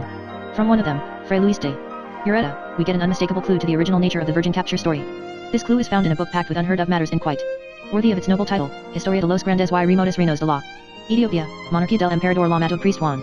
Well beyond the middle of it there is a clear description of the rhinoceros, which Fray Luis says has been made familiar to Europe by many pictures. He describes it as an extremely wild animal, very fierce and brave and proud, and so powerful that it can be killed only by one ruse or trick. The way of killing it is this: the hunters go into the province of Goimi, which is at the base of the mountains of the moon whence the Nile springs, for there alone, in all Africa, are these beasts to be found. When they learn that one is near at hand they load their muskets and they take a female monkey which they have trained for this kind of hunting, and they bring her to the place. She begins at once to run about looking for the rhinoceros, and when she sees him she leaps here and there and dances as she goes toward him, playing a thousand monkey tricks. He is much delighted in watching this entertainment, so that she is able to approach until she can throw one leg over his back. Then she begins scratching and rubbing his hide, and this gives him keen pleasure. At last, jumping to the ground again, she starts to rub his belly, and then the rhinoceros is so overcome with ecstasy that he stretches himself out at length upon the ground. At this point the hunters, who have been hidden all the while in some safe place, come up with their crossbows or muskets and shoot him. Here is such a tale as hunters may have told round the campfire. Time out of mind, as a matter-of-fact statement of the method by which a valuable animal, too tough for darts and arrows, might be killed. One who lays the Two side by side will have little doubt, I think, that the tale reported by Frey Louise springs from the same root as the virgin capture story, for they correspond not merely here and there but at every point. With regard to the question as to which of the two is probably the older, one sees that Frey Louise's relation, as compared with the other, verges everywhere toward the probable, even the realistic. Instead of the unicorn we have here the rhinoceros, his grossly actual doppelganger. In place of the virgin we are given a monkey, a female monkey, be it observed, and one specially trained in the appropriate feminine blandishments. Instead of depending upon such vague lures as the odor of chastity or the power of the eye, this decoy sets to work with seduction of the most physical kind. Instead of the sleep of the unicorn, which is usually left unexplained by the narrators of the other tale, we have here the natural stretching out of the beast to enjoy itself to the fullest extent. Now it seems unlikely that this account is a degraded or broken down version of the virgin capture story. Usually, when a myth or legend has reached such an elevation of the supernatural as that attained by the virgin capture tale, it maintains itself at that level, if only because simple minds find it easier to remember and perhaps easier to believe. This rule, which has, of course, many exceptions, holds particularly for myths and legends that have become entangled with religious beliefs. Numerous written texts of the virgin capture story, and very numerous representations of it, have existed for a long time to preserve it from corrupting influences. Variations from that story in the account of the rhinoceros hunt, moreover, are not of a sort to be accounted for by assuming a gradual decomposition of the Christian tale as it was tossed from tongue to tongue during the centuries. The two stories answer to each other point for point, so that one who tried to prove that the monkey capture is a debased version of the virgin capture story would be obliged to assume a conscious act of humorization for which he could scarcely assign a sufficient motive. But the most cogent argument against such a theory is the vaguest and the hardest to state. Such a patient unraveling of a developed legend and the substitution, strand by strand, of baser materials, is simply foreign to the thought habits of the times and the minds concerned. Such cynical performances are amusing to Aleutian or in Anatole, France, but we cannot attribute them to African hunters of the 17th or of any earlier century. And this tale of the rhinoceros hunt is a hunter's tale. As such, it is probably ancient, for during historic times the rhinoceros of India, where the story first was told, was captured chiefly by great drives, such as that organized by Tamerlane in the 14th century, in which hundreds of men took part on foot and horseback. We must conclude, then, that the tale told by Frey Louise is not derived from the account of the unicorn in Physiologus, but the two stories are related to each other, and closely related. Either they spring separately from a single root, or else the Christian legend is the product of a more or less deliberate allegorizing of the heathen belief. The second of these possibilities seems to me to harmonize with the little we can safely surmise about the methods and purposes of the shapers of Physiologus. There may have been some intermediary forms of the story that are now lost, and there were probably some forms of the monkey capture story more primitive and even less pleasing than that related by Frey Louise, for early Arabian tales about the monkey were often obscene. To pursue the story into the jungles of Siam would be an absorbing adventure, no doubt, but it would not advance our knowledge of unicorn lore. We have traced the Christian legend of the unicorn back, if not to its source, at any rate to a form as primitive, in all likelihood, as that in which the early Christians found it, and this should be sufficient. The conclusion at which we arrive is a surprising one. On the one hand we have the rich and mystical beauty of the holy hunt comprising in one pact symbol the conception, life, and death of Christ, a symbol branching out into literature, flowering profusely in the arts, entangled with the central religious passion of the Middle Ages. On the other hand we have a ludicrous tale about the antics of a she-monkey trained to decoy the rhinoceros by scratching his belly and back. Our inference that the religious symbol is derived from the gross hunter's tale may be repugnant to some sensibilities, but the apparent contrast is exactly of the kind that confronts us everywhere in our probing toward the basis of life, of beauty, even of love. Ultimately we have to decide whether we shall think less highly of the flower or contrive to think somewhat better of the earth from which it grows. Chapter 3. Shaping Fantasies. The unicorn is one of the most beautiful of the shapes that haunt thought's wildernesses, but he did not attain his beauty all at once. As soon as we begin to inquire how he looked to the imagination of the ages of faith, we are reminded that his ancestry is mixed, that he descends from the horse and the ass on the side of the Greeks and from the goat on that of Physiologus. The results of this miscegenation were a series of hybrid variations as perplexing as those governed by the Mendelian law. Aristotle had said that the unicorn's hoof is solid, on the excellent ground that animals with divided hoofs have two horns when they have any horns at all. But on the other hand, Physiologus declared that the unicorn resembles a little goat, and the goat has a divided hoof. The faithful did not know what to think, and in default of Thomas Aquinas to resolve the apparent discrepancies between Aristotle and Physiologus, they tried to believe in a unicorn somewhat like a goat and somewhat like a horse at the same time. Early representations of the animal show cloven hoofs on the forefeet and solid hoofs behind, or vice versa. They show a goat's beard on a horse's head, or even the body of a goat with the head of a horse. A more perfect example of the divided allegiance of the Renaissance could hardly be imagined, yet, in spite of these difficulties, the artists of the time made the unicorn at least as credible as the animals they had before their eyes, and usually far more graceful. From the 13th century to the 16th, representation of the unicorn in ecclesiastic decoration was continuous and widespread. Formerly, he had been depicted chiefly in manuscripts, and it is clear that his increased popularity was due in some degree to the rapid intensification of Mariolatry. Although the animal's figure was not so much used in England as in Europe, I have seen him represented on mice records in Lincoln Cathedral, in St. George's of Windsor, in the chapel of Durham Castle, in St. Botolph's of Boston, and in at least half a dozen parish churches. Mrs. Jameson describes an elaborate representation of the Holy Hunt which stands over the altar in Breslau Cathedral, and the same subject is treated in stained glass at Bourges, Erfurt, Siegen, Lyons, and many other places. Representations of the unicorn on old altar cloths, corbels, and capitals are almost numberless. A subject so popular as this was certain to be adopted by secular art, as the physiologist story was used by Richard de Fournigal and others in erotic poetry, for it was only necessary to lay a slightly additional emphasis upon the theme of the hunt and to subordinate the holy symbolism in order to make the transition from sacred to profane. Perhaps the most sumptuous representations of the unicorn ever made are those in the Millefleur tapestries produced about the year 1480 for François de la Rochefoucauld. Here we are shown a pure white animal, vaguely equine but smaller than a horse, with goat's beard and cloven hoofs and a spiraled horn. Although the monogram A.M. Ave Maria appears in each scene, the atmosphere of the whole series is not devotional but that of an elaborate hunt in the French manner. The death of the unicorn is shown, but we do not find the Virgin in her conventional position, and there are other indications that the theme is tending toward a purely secular treatment.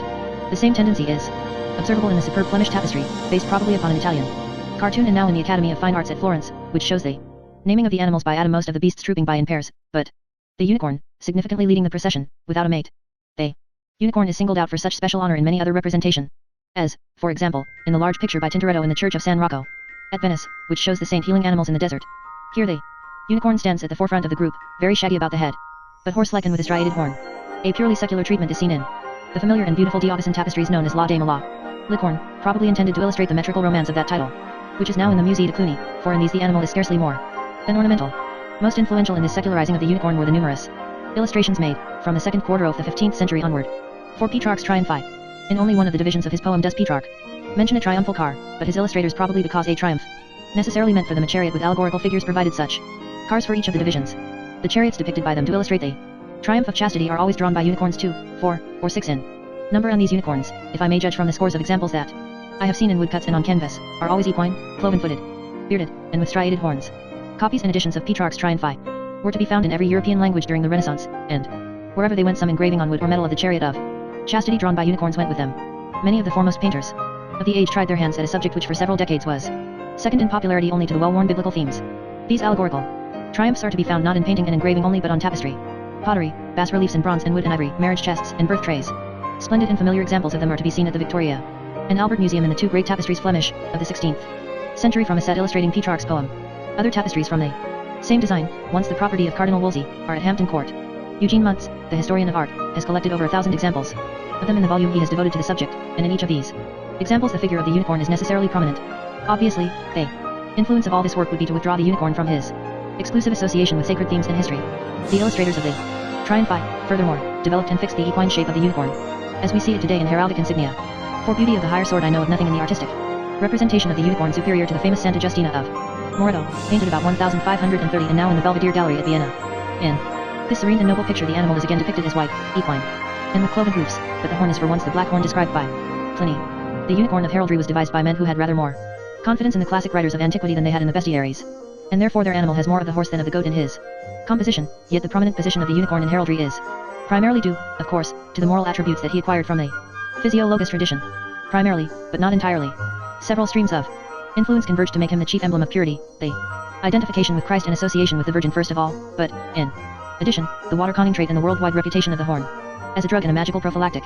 Considering that chastity was one of the foremost chivalric virtues, we are not surprised to find the unicorn figured on many knightly seals and coats of arms. There was something essentially aristocratic about him. His kinship to the horse, always associated with knighthood, was suggestive, but more important was the headlong enthusiasm of his devotion to beautiful women. He was fierce and proud, and dangerous to his foes, as a knight should be, and he was also gentle. He had the dignity of solitude. He was beautiful and strong, most significant of all, he was a protector and champion of other beasts against the wiles of their enemies. In all the range of animal lore there is no other story conceived so completely in the aristocratic spirit as that of the unicorn, stepping down to the poisoned water while the other beasts wait patiently for his coming, and making it safe for them by dipping his magic horn. Here was a perfect emblem of the ideal that European chivalry held before itself. In its great periods the ideal according to which exceptional power and privilege were balanced and justified by exceptional responsibility. The lion, for all the heroic courage falsely attributed to him, the panther with his sweet breath, the bear with his mighty strength, had no such chivalric significance as the unicorn, which might almost seem to have been imagined precisely to serve as an emblem of a verily parfait gentil knight. John Gillam, who wrote his famous book on heraldry at a time when his subject had chiefly antiquarian interest, makes clear his own feeling that the unicorn is aristocratic and a fit subject, therefore, for a gentleman's crest.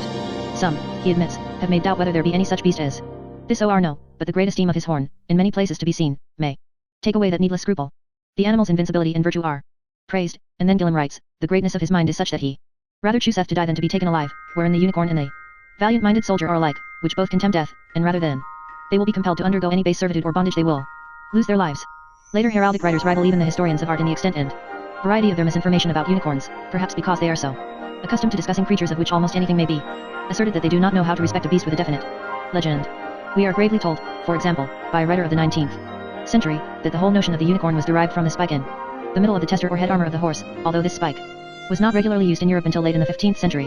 It is true that the panache has been used since ancient times as a decoration of the war horse's head, but one would prefer to believe that if there is any connection, this was suggested by the unicorn.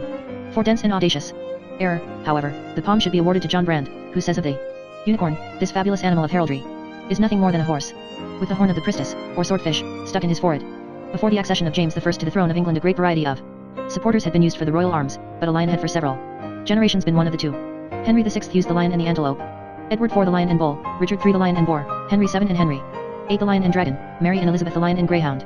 On the royal arms of Scotland, the unicorn had been employed as consistently as the lion in England. It is often said that the lion and unicorn were chosen as supporters of the British arms because of the belief in the natural animosity of these two beasts and as a symbol of the reconciliation between England and Scotland. James I was a learned man to whom such a symbol might well have been interesting, but the presence of these two historic foes in the British royal arms is really no more than a fortunate accident. James kept his Scottish unicorn, and he chose the English lion merely because it had been the most persistent supporter of the English arms before his time. He kept the lion Dexter as it had been on Elizabeth's arms, and he retained all its heraldic insignia. His unicorn remained, as it had been in Scotland, argent, armed, rhymed, unkilled, gorged with a coronet of crosses, pates and fleur-de-lis, with a chain extending from the crown between the forelegs and reflexed over the back, all OR. Since their adoption by James, the British supporters have been used continuously, except that the seal of the Exchequer in the time of Charles I shows his supporters a stag and an antelope, chained and ducally collared. No small amount of lore is implicit, to the pausing eye, in this heraldic unicorn as one may see him today on the first page of an English newspaper, or rampant over the old State House in Boston, Massachusetts. He owes his horse's head and neck and mane to Pliny and to certain artists of the Italian Renaissance, his graceful legs to a series of medieval writers who will be named in due course, his beard and divided hoofs in part to Physiologus, his tail either to the oryx or else to the aesthetic taste of the College of Heralds, and the spiral twistings of his horn to a marine mammal of the northern seas. Here is a creature fearfully and wonderfully made, and yet, in spite of his compound ancestry, one more than imagined beauty for the megalocephalic lion, and one so credible, or rather so probable, in appearance as to make the hardiest doubter feel that if there is no such animal, then an excellent opportunity was overlooked in the process of creation. He seems to fill a gap in nature. One can readily understand that during the Middle Ages, when coats of arms were not confined to stationery and table silver but were pictures in vivid hues that went everywhere in the world, flaunting in state processions, resplendent at court, rallying soldiers about their lords in battle, the frequent use of the unicorn upon heraldic crests would do much to increase the animal's vogue and to make it seem certain, if there had ever been any doubt, that he was as real as any beast of field or forest. It is certain that the presence of the unicorn on the British royal arms, reproduced as they are millions of times and every year and scattered throughout the world, has tended to maintain interest in the animal and to develop a curiosity about its tradition even in our time. One of the fundamental facts concerning lions and unicorns is that they hate each other by instinct, as Englishmen and Scott once did, and that they never meet without fatal consequences. This is matter for later discussion. But in the meantime we may pause to wonder at the chance that brought such deadly opposites into accord, uniting majesty with gentleness and beauty with strength. To the adult observer they seem to be now at peace. But the familiar nursery rhyme will not have it so, for there, until recently, the lion and the unicorn were fighting for the crown. The lion chased the unicorn all round the town. I should never have doubted for a moment that this bit of doggerel was suggested by the British royal arms if I had not come upon the following remarkable passage. In one of the rooms of the Borromeo Palace on the Isola Bella in Lago Maggiore are two large tapestries, say 15 feet by 12 feet, apparently of the 16th century or earlier.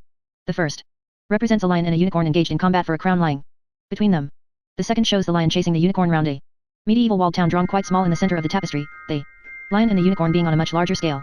These assertions are so surprising and indeed inexplicable that I have gone many miles out of my way on a journey through northern Italy in order to verify them, only to find them false. The Borromean Palace does contain two excellent Flemish tapestries in which the lion and the unicorn are prominently figured, but in neither of them can I find either a crown or a pursuit round a walled town. Both tapestries show the two animals fighting. In one the unicorn has gored the lion and is lifting him off his feet, and in the second the unicorn is attacked from behind by two lions while goring a third. The tapestries may have been intended to bear some symbolic significance, for the unicorn is prominent in the Borromean arms. A huge unicorn of stone stands on the summit of the palace gardens, but there can be no connection between them and the English nursery rhyme. There is much to be surmised, but little that a cautious investigator would care to affirm positively about the symbolic meanings ascribed to the unicorn in pre-Christian times. Several bits of evidence concur, however, in the suggestion that for a very long time one-horned animals have been regarded as emblematic of unlimited or undivided sovereign power. We have made nothing as yet of the curious statement which occurs in nearly all the older texts of Physiologus that when the unicorn is captured he is taken to the palace of the king. A remark which, as I have said, is one of the few traces of a connection between the Physiologus unicorn and that of the Greeks. Philostratus makes it clear in the passage cited above from the life of Apollonius that only the kings of India hunt the unicorn and only they possess the beakers made from its horn. Aelian also tells us that only the potentates own these beakers, and he says in another place that the young of the courtesan are taken to the king. Of course there is abundant evidence that the larger animals of the chase are regarded in many parts of the world as belonging to the king, but the rule seems to apply with special force to unicorns as it does also to the rhinoceros. On his voyage to the east, Indies in 1592 James Lancaster sent commodities to the king of Jun Ceylon, off the Straits of Malacca, to barter for ambergris and for the homes of Abath Rhinoceros, whereof the king only hath the traffic in his hands. In South Africa the so-called Kari, a sort of wand or scepter made from the horn of the white rhinoceros which, however, has two horns, is so well recognized a symbol of sovereignty that quarrels arising from disputes over the ownership of it have led to more than one Kaffir war in recent times. In China, again, the unicorn, or qilin, has been associated for ages with emperors, the appearance of one of these animals being accepted as a certain prophecy of a beneficent reign. Plutarch tells us of a ram's head with only one horn that was brought to Pericles from his farm as a sign that he would become the single ruler of the Athenian state. But the most remarkable and conclusive evidence for this ancient symbolism is to be found in the Bible. In the book of Daniel, chapter 8, there is recorded this strange vision, and behold, an he-goat came from the west on the face of the whole earth, and touched not the ground, and the goat had a notable horn between his eyes. And he came to the ram that had two horns, and ran unto him in the fury of his power. And I saw him come close unto the ram, and he was moved with choler against him, and smote the ram, and brake his two horns, and there was no power in the ram to stand before him, but he cast him down to the ground and stamped upon him. Later in the same chapter we are given an interpretation of this vision. And the rough goat is the king of Prussia, and the great horn that is between his eyes is the first king. The one-horned goat of Daniel's vision, in other words, stands for Alexander the Great, and the whole allegory depicts his triumph over the hosts of the Persians, represented by the two-horned ram. The interesting thing is that the one horn should be chosen as a symbol of superior power. One can readily understand it as a symbol of single and supreme sovereignty, and it is permissible to paraphrase the sentence quoted above, so as to make it read, the great horn that is between his eyes signifies that he is the supreme king. Exactly the same symbolism is found in the pseudepigraphic first book of Enoch, in the 90th chapter, and I saw till horns grew upon these lambs, and the rams cast down their horns, and I saw till there sprouted a great horn of one of these sheep, and their eyes were opened. And it looked at them and it cried to the sheep, and the rams saw it and all ran to it. The one-horned sheep of this passage, according to the notes of R. H. Charles, must be Judas Maccabeus.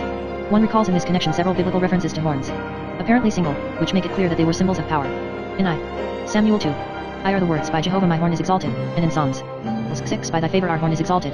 Lift not up your horn, says David again as a caution of humility, and in Jeremiah we read, the horn of Moab is cut off. In these passages the horns concerned, whether actual or metaphorical, were those not of animals but of men. Frequently, no doubt, they were actual, that is to say, they were high head dresses of some sort, related to the tall peaked caps worn by Persian and Assyrian kings and by the members of their households. Such symbolic adornments for the head were used by the Flamens Marshals of Rome, and they seem to have consisted of single horns.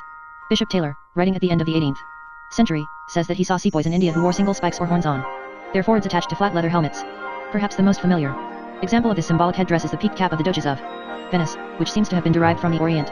No one, says Coleridge, has yet discovered even a plausible origin for this symbolism as to horns, but the problem is not quite so difficult as he suggests, now that we know a little more about the habits of primitive minds. Very simple men think of the power of a horned beast as residing in the horns with which it defends itself and attacks its enemies. To such men, therefore, horns are a natural symbol of vigor, power, strength of any kind, and they have been used as such a symbol for ages. Homer makes Achilles push the Trojans with his horns. Horace says that wine adds horns to a man of lowly condition. The Lamb of the Apocalypse is equipped with 7 horns, the perfect number, to signify omnipotence. The famous horns of Moses, whatever they were originally intended to signify, have usually been interpreted as symbols of power. All these horns are double, but it will be readily understood that when the strength of 2 horns is concentrated in one, that one is very strong indeed and a perfect emblem of strength. We may take it as highly probable, then, that one-horned animals were regarded in the pre-Christian world, in many widely distant places, as symbols of sovereignty. Turning to the symbolism of the unicorn in Christendom, we are on firmer ground, partly because of its association with the Virgin, partly because of its service as a purifier of poisoned waters, and, to some extent on account of the reputation of its horn, it came to be regarded as an emblem of purity. An instance of this is seen in its association with Saint Justina, and even clearer examples are found in the numerous illustrations of Petrarch's Triumph of Chastity and in the remarkable engraving made by an unknown artist for the Hypnerotomachia of Polyphilo, in which the triumphal chariot of Diana is drawn by 8 unicorns. So widely variable is symbolism of this kind, however, that Leonardo da Vinci makes the animal a type of incontinence, or what he calls intemperina. Still, another symbolic significance of the Christian unicorn is that of solitude, significance derived not from Physiologus but from Pliny and Aelian, and one, therefore, which is found only in the more learned tradition. Several of the early fathers and of their followers drew the unicorn into their praise of solitude, and in later centuries the animal was generally understood to be an emblem of the monastic life. There is still preserved at St. Fulda a pastoral staff supposed to have belonged to Saint Boniface, and, if genuine, dating therefore from the 7th century, on which the unicorn is shown kneeling at the foot of the cross. Many monastic seals are still to be seen on which the animal is the central figure. I have already referred to the strange metaphor connecting the unicorn's horn with the central beam of the holy cross, a metaphor struck out, probably, in the disordered African fancy of Tertullian but used also by Irenaeus and by Justinus, to mention only 2 of many. By far the most important emblematic significance of the unicorn, however, was that in which he stood for Christ. This signification is stated in Physiologus and in most of the passages derived therefrom. It is implicit in the pictorial allegory of the Holy Hunt, and the Church Fathers, with their enormous influence upon a millennium of thought and life, spread it. Broadcast. Who is this unicorn, says St. Ambrose, but the only begotten Son of God. The unconquerable nature of God is likened to that of a unicorn, writes St. Basil. More extended interpretations were not uncommon, such as that in which we are told that the unicorn represents the Hebrew people as a whole, its one horn standing for their single law, wherewith they are to toss aside all other nations. Speaking in general, however, one may say that from the 3rd century of our era to the period of the Reformation the unicorn represented the person of Christ. Whether the pre-Christian symbol had any direct influence upon the Christian allegory, one hesitates to say.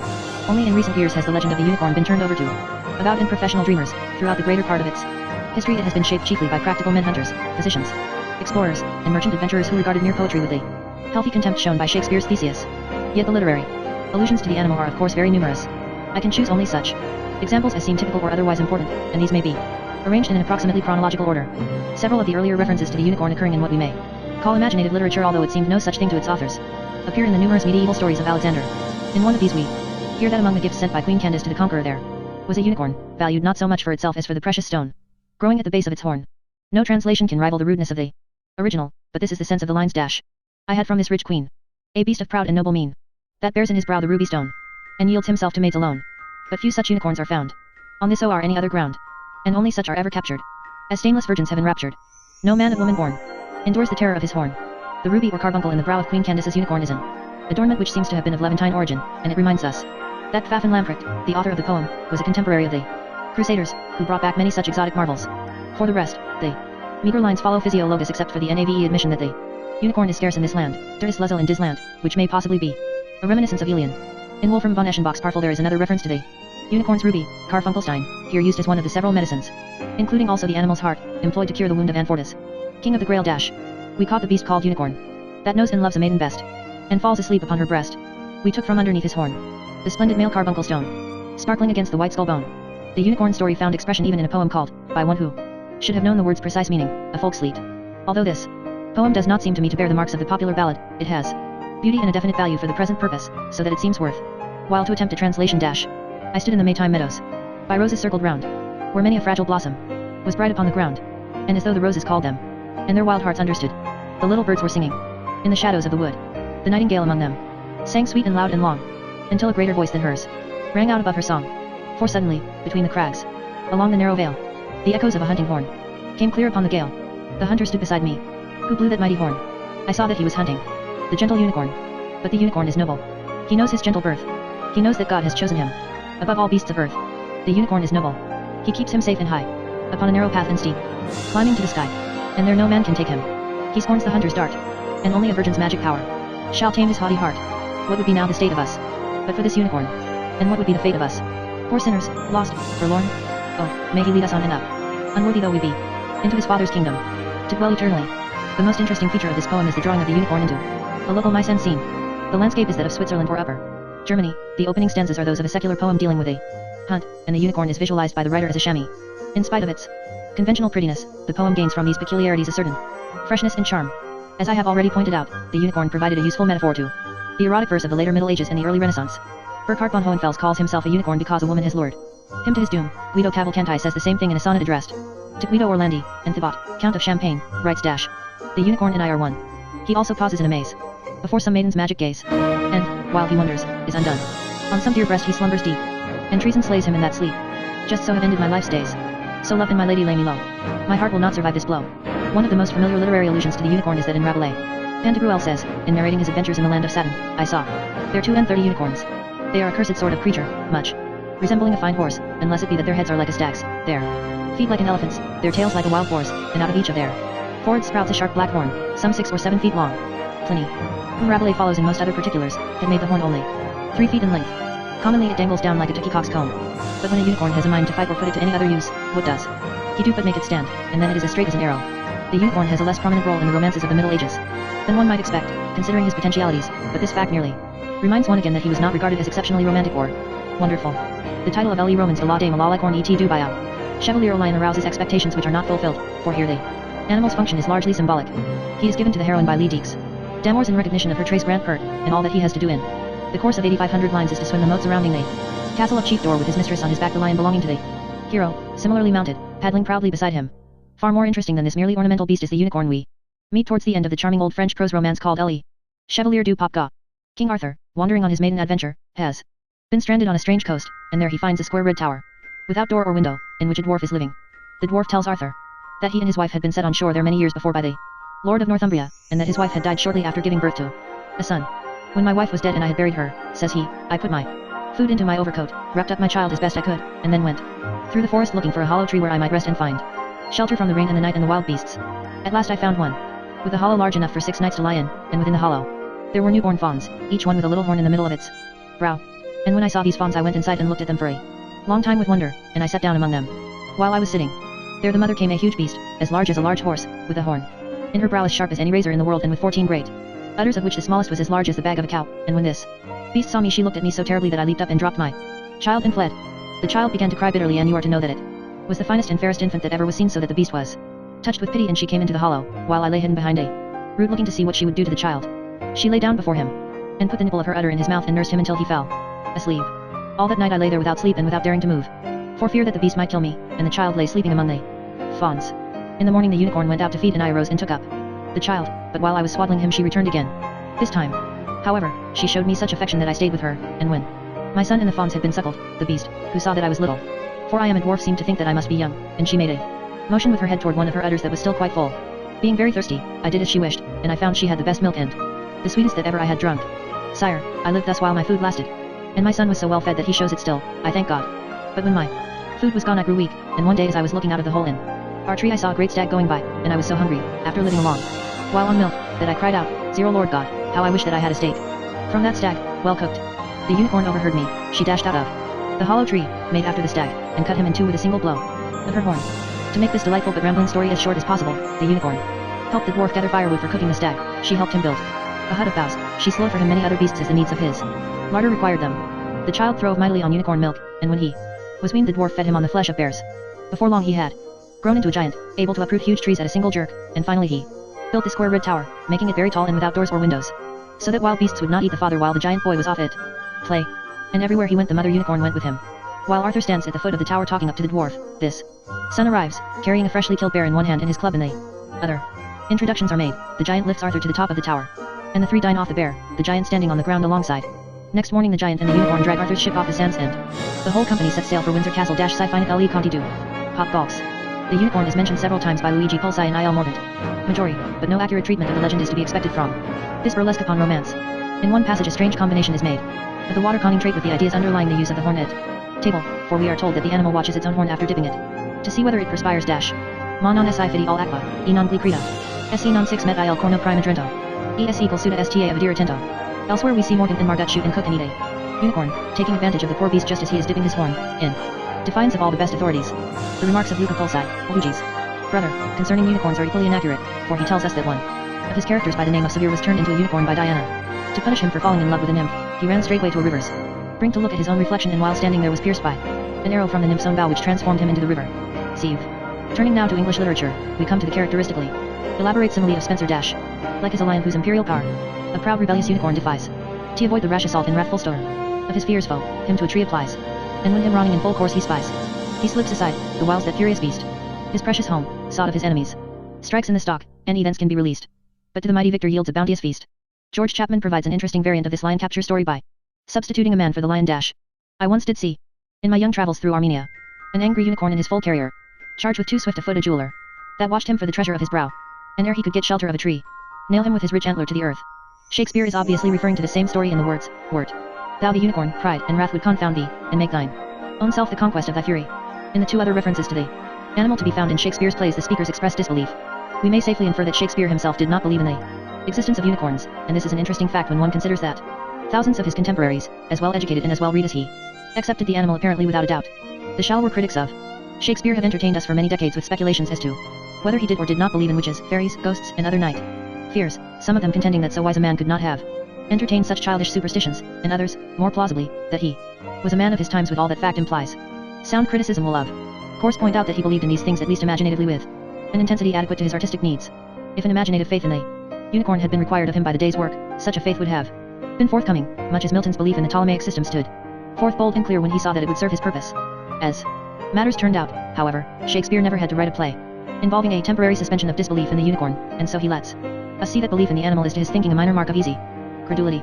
Thus Decius Brutus, showing how easily Caesar may be swayed by old wives' tales, says He loves to hear that unicorns may be betrayed with trees. A more revealing passage is that in which Alonso and his followers are entertained by Prospero with strange music and a phantom banquet, after which the irreverent Sebastian remarks, in the tone of a worldling whose skepticism is shaken dash. Now I will believe that there are unicorns. Little would be gained by an attempt to trace the later history of the legend. In literature, it is true that a group of poets has recently pushed the hunt of the unicorn so actively that one critic has felt obliged to advocate a closed season, but most of this writing has been done in ignorance or neglect of the earlier legend. One reference to recent writing must suffice, and I make this chiefly because it suggests an aspect of the subject, never clearly expressed but often implied, which I do not care to consider extensively. Readers of Aubrey Beardsley's prose will recall that the Abbé Fanfrelucky found in Queen Helen's library a pamphlet entitled A Plea for the Domestication of the Unicorn, and that at the end of the story Helen goes out to feed her pet unicorn Adolphe milk white all over except his nose, mouth, and nostrils. This is about all, but, as in nearly every other detail of the morbidly lascivious story, more is meant than meets the eye. Chapter 4. East and West. In the scientific discussion of any animal, one of the prime essentials is the determination of its habitat, and we must not proceed farther with the study of the unicorn without naming the places where he has been supposed to be found. Ctesias placed the unicorn, as we have seen, in India, then is for long after a very inclusive term, and this location sufficed for his Greek and Roman followers. The Physiologus does not commit itself on this question. But when we consider that all the other animals it mentions or all, at any rate, not concocted in libraries, like the antlion were thought to belong to Egypt, we may infer that the unicorn also was regarded as a local species. Few of the Christian echoers of Physiologus have any notion of animal habitat, so that they give us little help. Ethiopia had been confused with India even by Virgil, and therefore, if for no other reason, it was so confused during the Middle Ages. A bewildering transfer of Prester John's court from India to Ethiopia, already referred to, helped on this confusion, and the transfer had a definite influence, as it happened, upon the legend of the unicorn. In the first letter, supposed to have been addressed by him to one or other of the potentates of Europe, Prester John is made to describe himself as an Indian monarch. And in this letter, furthermore, he mentions the unicorns to be found in his realm. 50 years later, that is to say about AD 1200, we find him established as a king and priest in Ethiopia, and it was naturally assumed that he had taken his unicorns with him, all the more because later versions of his letter, dated from Ethiopia, continued to mention these animals as prominent in the local fauna. But there were other influences at work to draw the unicorn into North Africa. For one thing, the people of Abyssinia had their own version of Physiologus. For another, the Arabs among them had a well-developed unicorn legend. Finally, the Portuguese missionaries and merchants of a later time went into Ethiopia with unicorn lore gathered from India itself, and when they found in this new land much the same legends and beliefs as those with which they had become familiar at Goa, it is not strange that they were convinced. Fray Luis de Ureta, whose account of rhinoceros hunting in Abyssinia we have already considered, places the unicorn, which he insists is an entirely different animal, in the mountains of the moon. He was by no means the first to hold this view. Cosmas Indicopoulos saw 4 brazen figures of the unicorn at the court of the king of Ethiopia in the 6th century of our era. A Mappamundi, made in the 15th century and now hanging on the wall of Hereford Cathedral, shows the unicorn, with a horn almost as long as its body, standing in the region of the Upper Nile. The Arabian zoologist Al Damarai testified to the same effect. John Bermudez reported unicorns in Abyssinia.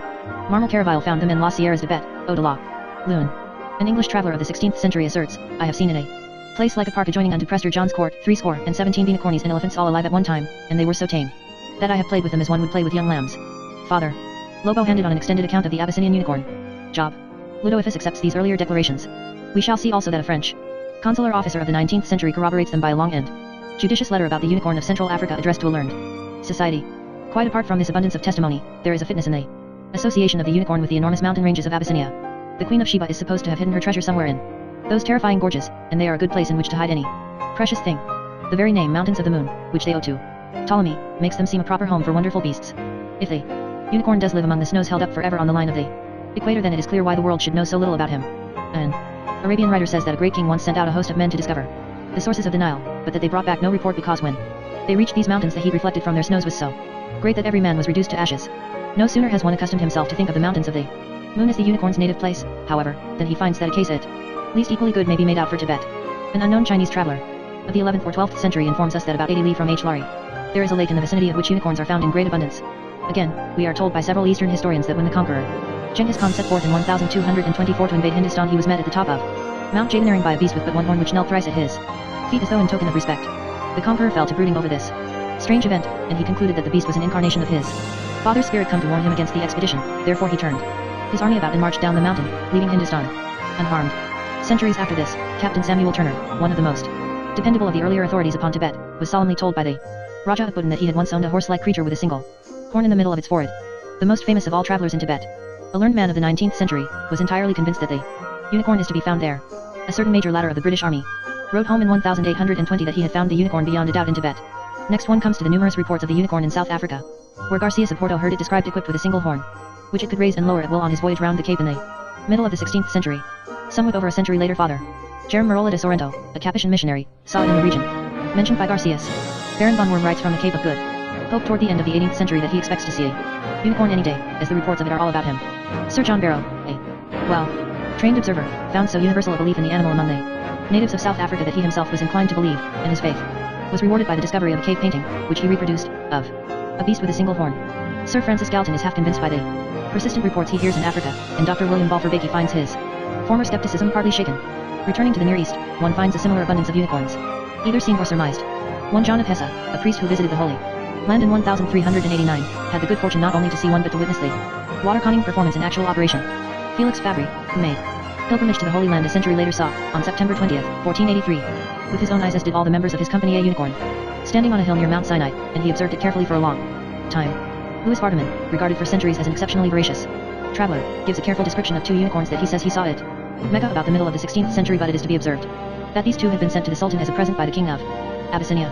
Vincent Ali Blanc, who set out on his travels in 1567 at the age of 14, saw only one unicorn at Mecca, the other one mentioned by Vardaman having died, but by way of atonement he saw two at the court of Pegu. Not to make too intolerably long a list, there is the unicorn of Tartary, reported by a British traveller of the 18th century and explained 150 years later by Lieutenant Colonel Przewalski. There is the unicorn of Persia, said to have been kept as a pet by the Sofi in his private gardens at Samarkand. There is the unicorn of the Carpathians made known by Antonis Kinberger in a letter quoted by Konrad Gessner. There is the unicorn of India, distinct from the rhinoceros, clearly depicted on a map of the Orient published with the English translation of Lin Schueden's Voyages.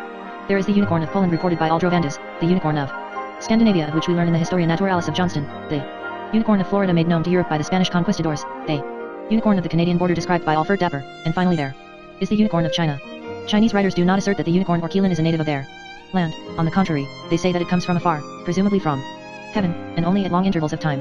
They regard it, so to speak, as an intermittent animal, and its appearance on earth is considered a certain omen of a beneficent reign or of the birth of some great man comparable with a good emperor in importance. According to the testimony of Tche 71 Tiongqian Kongmao, the Qilin was first seen in the year 2697 BC, in the palace of the Emperor Huang Ti, on which occasion it was a truthful prophet of national felicity.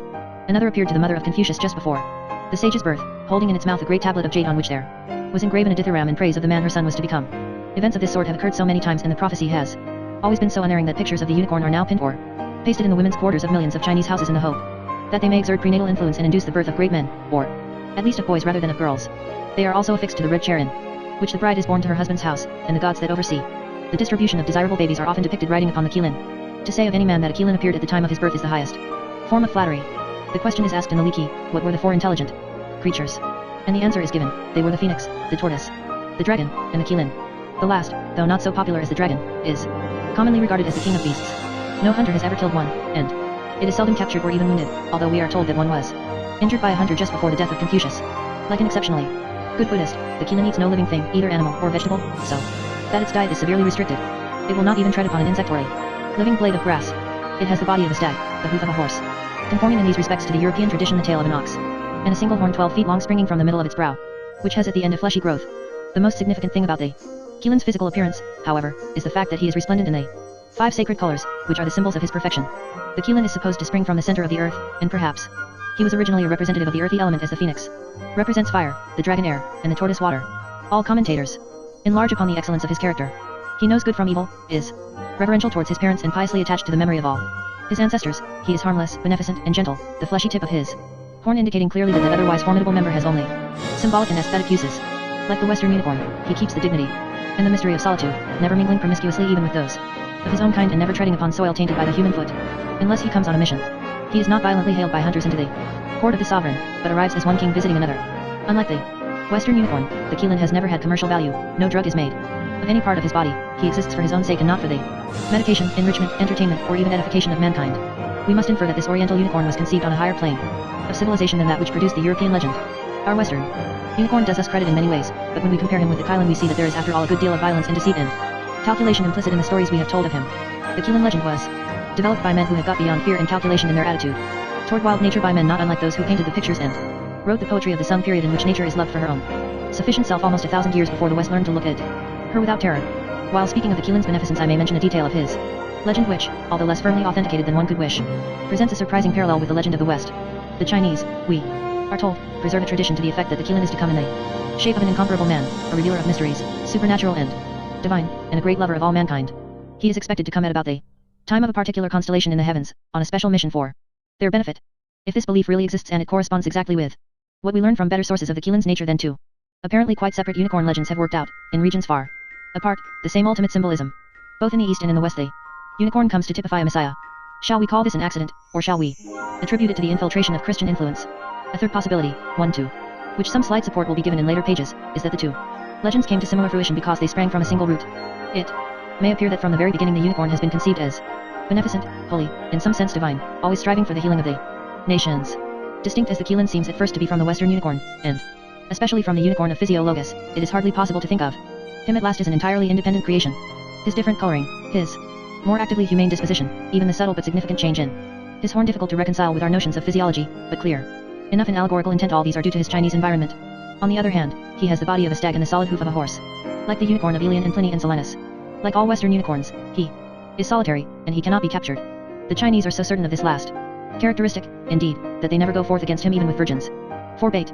It seems likely, therefore, that the Keelan and the unicorn of the West have a common ancestor.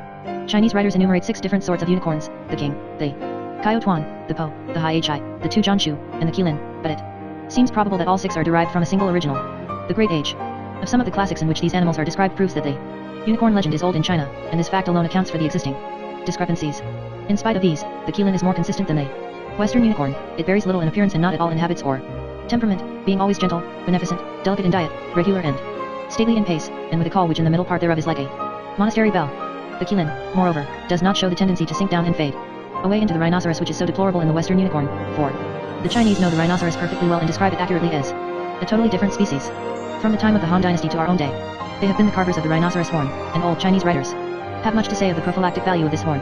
During the Tang Dynasty, AD 618 to 905, the official girdles of mandarins were studded with pieces of it, used as charms somewhat in the way of the Japanese Natsuke. Through all the many centuries that the commerce in rhinoceros horns has been going on, however, those who have had to do with it have known that the horns came from the rhinoceros, and the Keelan has been kept apart from such associations.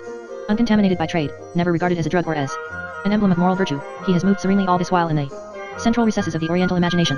One of the rarer titles in the Americana that have so strongly attracted the cupidity of book collectors in recent decades is a well-printed and brilliantly illustrated volume called Die Unbekannt Neue Welt, by Dr. Alfred Dapper. The most accurate pages in this entertaining book are those that deal with New Amsterdam and the present site of New York City, so that a casual reader is the more surprised when he finds, immediately after those pages, a lively representation of the American unicorn in its native haunts. The suggestion is that they must have been in the general region of the Bronx with an unmistakable American eagle upon its back. In the accompanying letterpress, however, and under the appropriate rubric, Seltsamitier, the doctor places this unicorn somewhat farther afield. On the Canadian border, he says, there are sometimes seen animals resembling horses, but with cloven roofs, rough manes, a long straight horn upon the forehead, a curled tail like that of the wild boar, black eyes, and a neck like that of the stag. They live in the loneliest wildernesses and are so shy that the males do not even pasture with the females except in the season of rut, when they are not so wild. As soon as this season is past, however, they fight not only with other beasts but even with those of their own kind. While one reads this fairly accurate paraphrase of Elian, one's thoughts slip back more than 2,000 years behind Dr. Dapper to another physician sitting in his library at the court of Darius and describing as accurately as he could the animals of another distant and wonderful land. Without the medical profession the lore of the unicorn would have been far less rich than it is. Here we see the animal's range enormously extended at a single leap, so that we may think of the unicorn as roaming, if not Manhattan Island, at any rate the woods of Maine and the Canadian border. That is to say, the region of the moose. But it had not been reserved for Dr. Dapper to discover the American unicorn. His account is more than 100 years too late for that, in addition to the fact that it has a strong smell of the lamp. We are told in the Legends of the Conquistadors that Friar Marcus of Niza set out from Mexico in 1539 with Stephen the Negro to find the 7 cities of Cibola, and that when he got there the inhabitants showed him, among other wonders, an hide half as big again as the hide of an ox, and said it was the skin of a beast which had but one home upon his forehead, bending toward his breast, and that out of the same goeth a point forward with which he breaks anything that he runneth against. Furthermore, Sir John Hawkins writes in his account of his voyage of 1564, the Floridians have pieces of unicorns' homes which they wear about their necks, whereof they Frenchmen obtain many pieces. Of those unicorns they have many, for that they do affirm it to be a beast with one home, which coming to the river to drink he putteth the same into the water before he drinketh. Of this unicorn's home there are of our company, that having gotten the same of the Frenchmen, brought home thereof to shew. It is thought that there are lions and tigres as well as unicorns, lions especially, if it be true that is said, of the enmity between them and the unicorns, for there is no beast but hath his enemy in so much that whereas the one is the other cannot be missing. This passage helps one to see how notions of a new country's fauna developed even in the minds of intelligent men less than 4 centuries ago. Objects of horn or bone worn on necklaces by the natives of Florida proved that there were unicorns in that region, and in that case there must be lions too, for a beast cannot be left without its natural enemy. No man, endowed with the divine faculty of reason required, or even wished, to see an actual American lion in order to be convinced, the bits of bone strung Round the necks of the Floridians were a sufficient proof of lions to satisfy him. And if anyone should be inclined to doubt the veracity of Captain Hawkins, now that his sword is rust, he has left a remarkable bit of convincing detail in the marginal rubric accompanying the text just quoted. Unicorn's homes, which yet inhabitants call Swanema. He brought home, then, one hard bit of fact a name. We see how he read what he 76 thought he knew into the unknown, but that unknown belief of the Floridians may after all have been something worth finding out. 23 years after the voyage of Sir John Hawkins, John Davis, seeking a northwest passage to India, found a unicorn's horn in the hands of a savage on the coast of North America, in latitude 67 degrees. Of them, he says, I had a dart with a bone in it, or a piece of unicorn's home, as I did judge. This dart he the savage owner made store of, but when he saw a knife, he let it go, being more desirous of the knife than of his dart.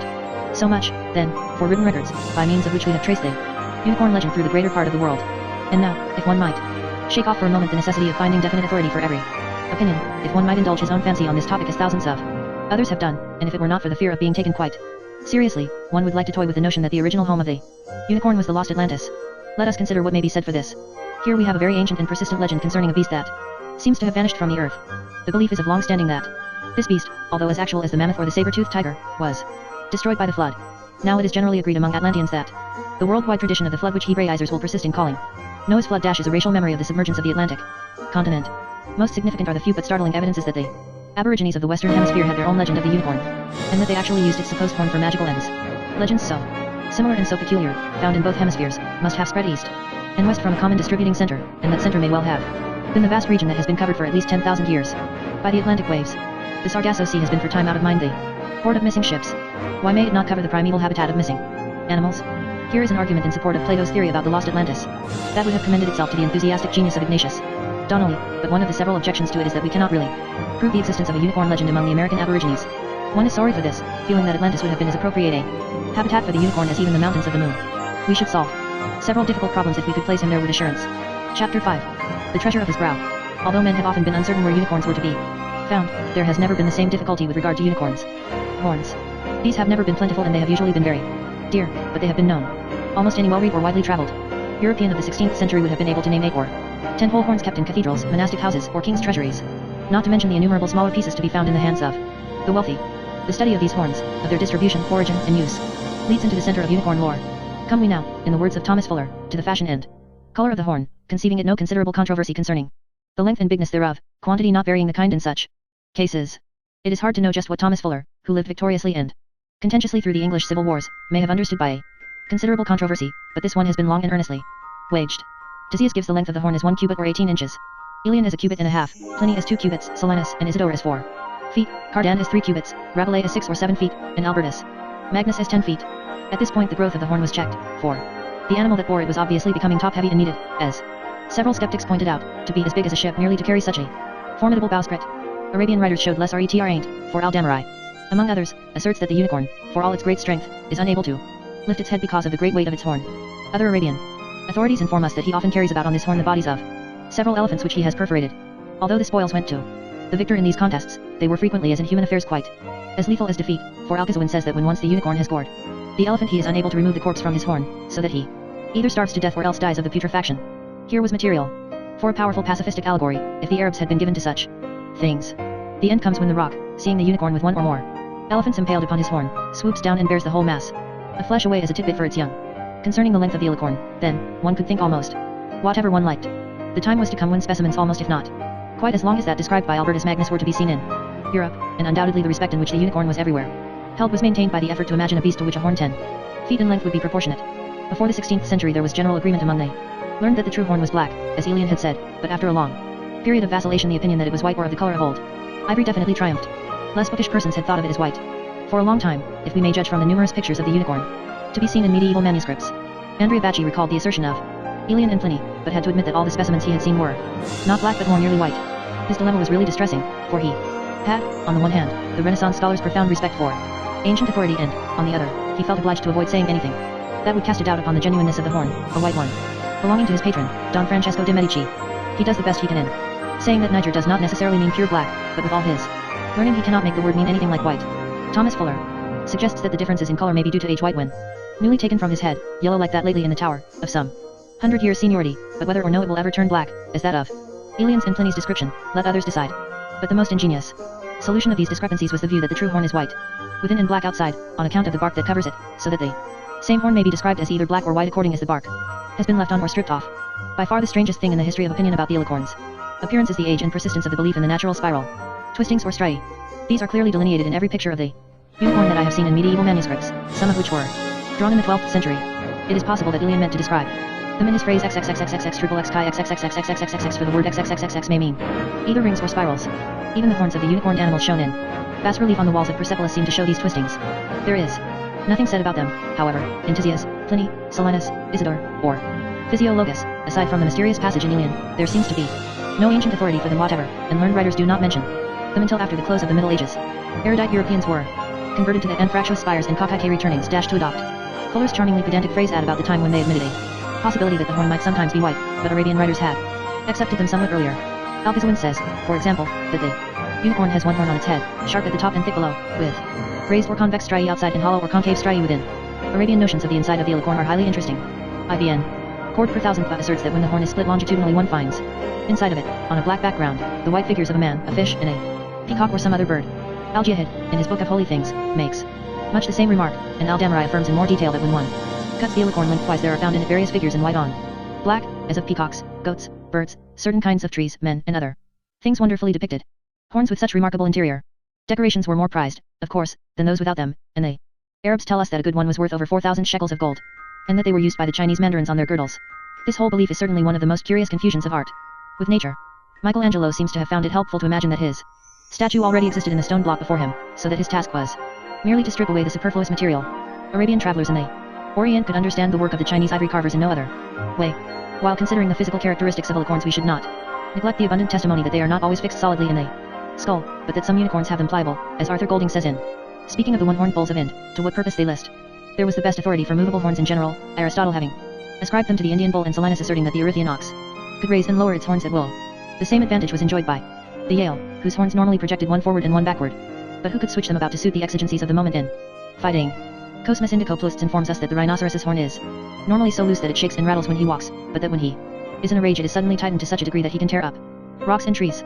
The unicorn does not suffer in this comparison. Garcias of Porto, rounding the Cape of Good Hope about the year 1550, heard of an amphibian on the eastern coast of Africa that could raise and lower its single horn and swing it to right or left as caprice or necessity dictated, and some years later Andri Thevet reported another amphibian unicorn. It had webbed feet behind and cloven hoofs before and lived on fish from the island of Molucca, with a 3-foot horn that waved about like the crest of a cock. In this connection, we must not forget the mobile horns observed by Pantagruel upon the unicorns of the land of Saturn. Finally, a consular agent of France writes a long letter in the middle of the 19th century to prove that the unicorn of the ancients has been discovered in Central Africa, and that it has a movable horn on corn unique, mobile, susceptible d'erection and ce. Sensuel put reservoir de la volante de l'animal and position variable. Relativement to la surface du front. There is one more thing, perhaps the most instructive of all, to be said about the physical characteristics of the alicorn. For 2 or 3 centuries, many learned men, quite as intelligent as those of their kind today, measured and weighed and tasted these objects, speculated about them, subjected them to various tests, bought and sold them for great sums, wrote astonishingly erudite books about them, all the while calling them horns. Not one of these men guessed, until the 17th century, brought in new habits of thought, that the objects they had before them, 99 times in the 100, were not composed of horn at all but of ivory. By the year 1600 Europe and England contained at least a dozen famous alicorns that were known to all travelers, were frequently exhibited on state occasions to the people, and were carefully described again and again. Most of these were kept in great churches or monasteries. They were regarded as sacred objects, and were sometimes used as pontifical staffs. Best known of all was the horn of St. Denis, near Paris, 7 feet long, and weighing over 13 pounds. This was included in the monastery's inventory of its treasures, together with other sacred relics, and was one of the worthies of Europe. Even John Evelyn speaks of seeing it a fair unicorn's horn, sent by Ak of Persia, about 7 foot long. The popular belief was that it had been presented to the monastery by Andri Thevet, the famous traveler, who was thought to have had it from the king of Monomotapa, with whom he was said to have gone unicorn hunting, but this opinion was groundless, for Thevet speaks of having seen the horn of St. Denis and Ma Grande Jeunesse. He never went unicorn hunting with the king of Monomotapa, and in fact he did not much believe in unicorns. How this alicorn was acquired we do not know, but it was lost during the general looting of old treasures, particularly those of the church, during the Revolution of 1793.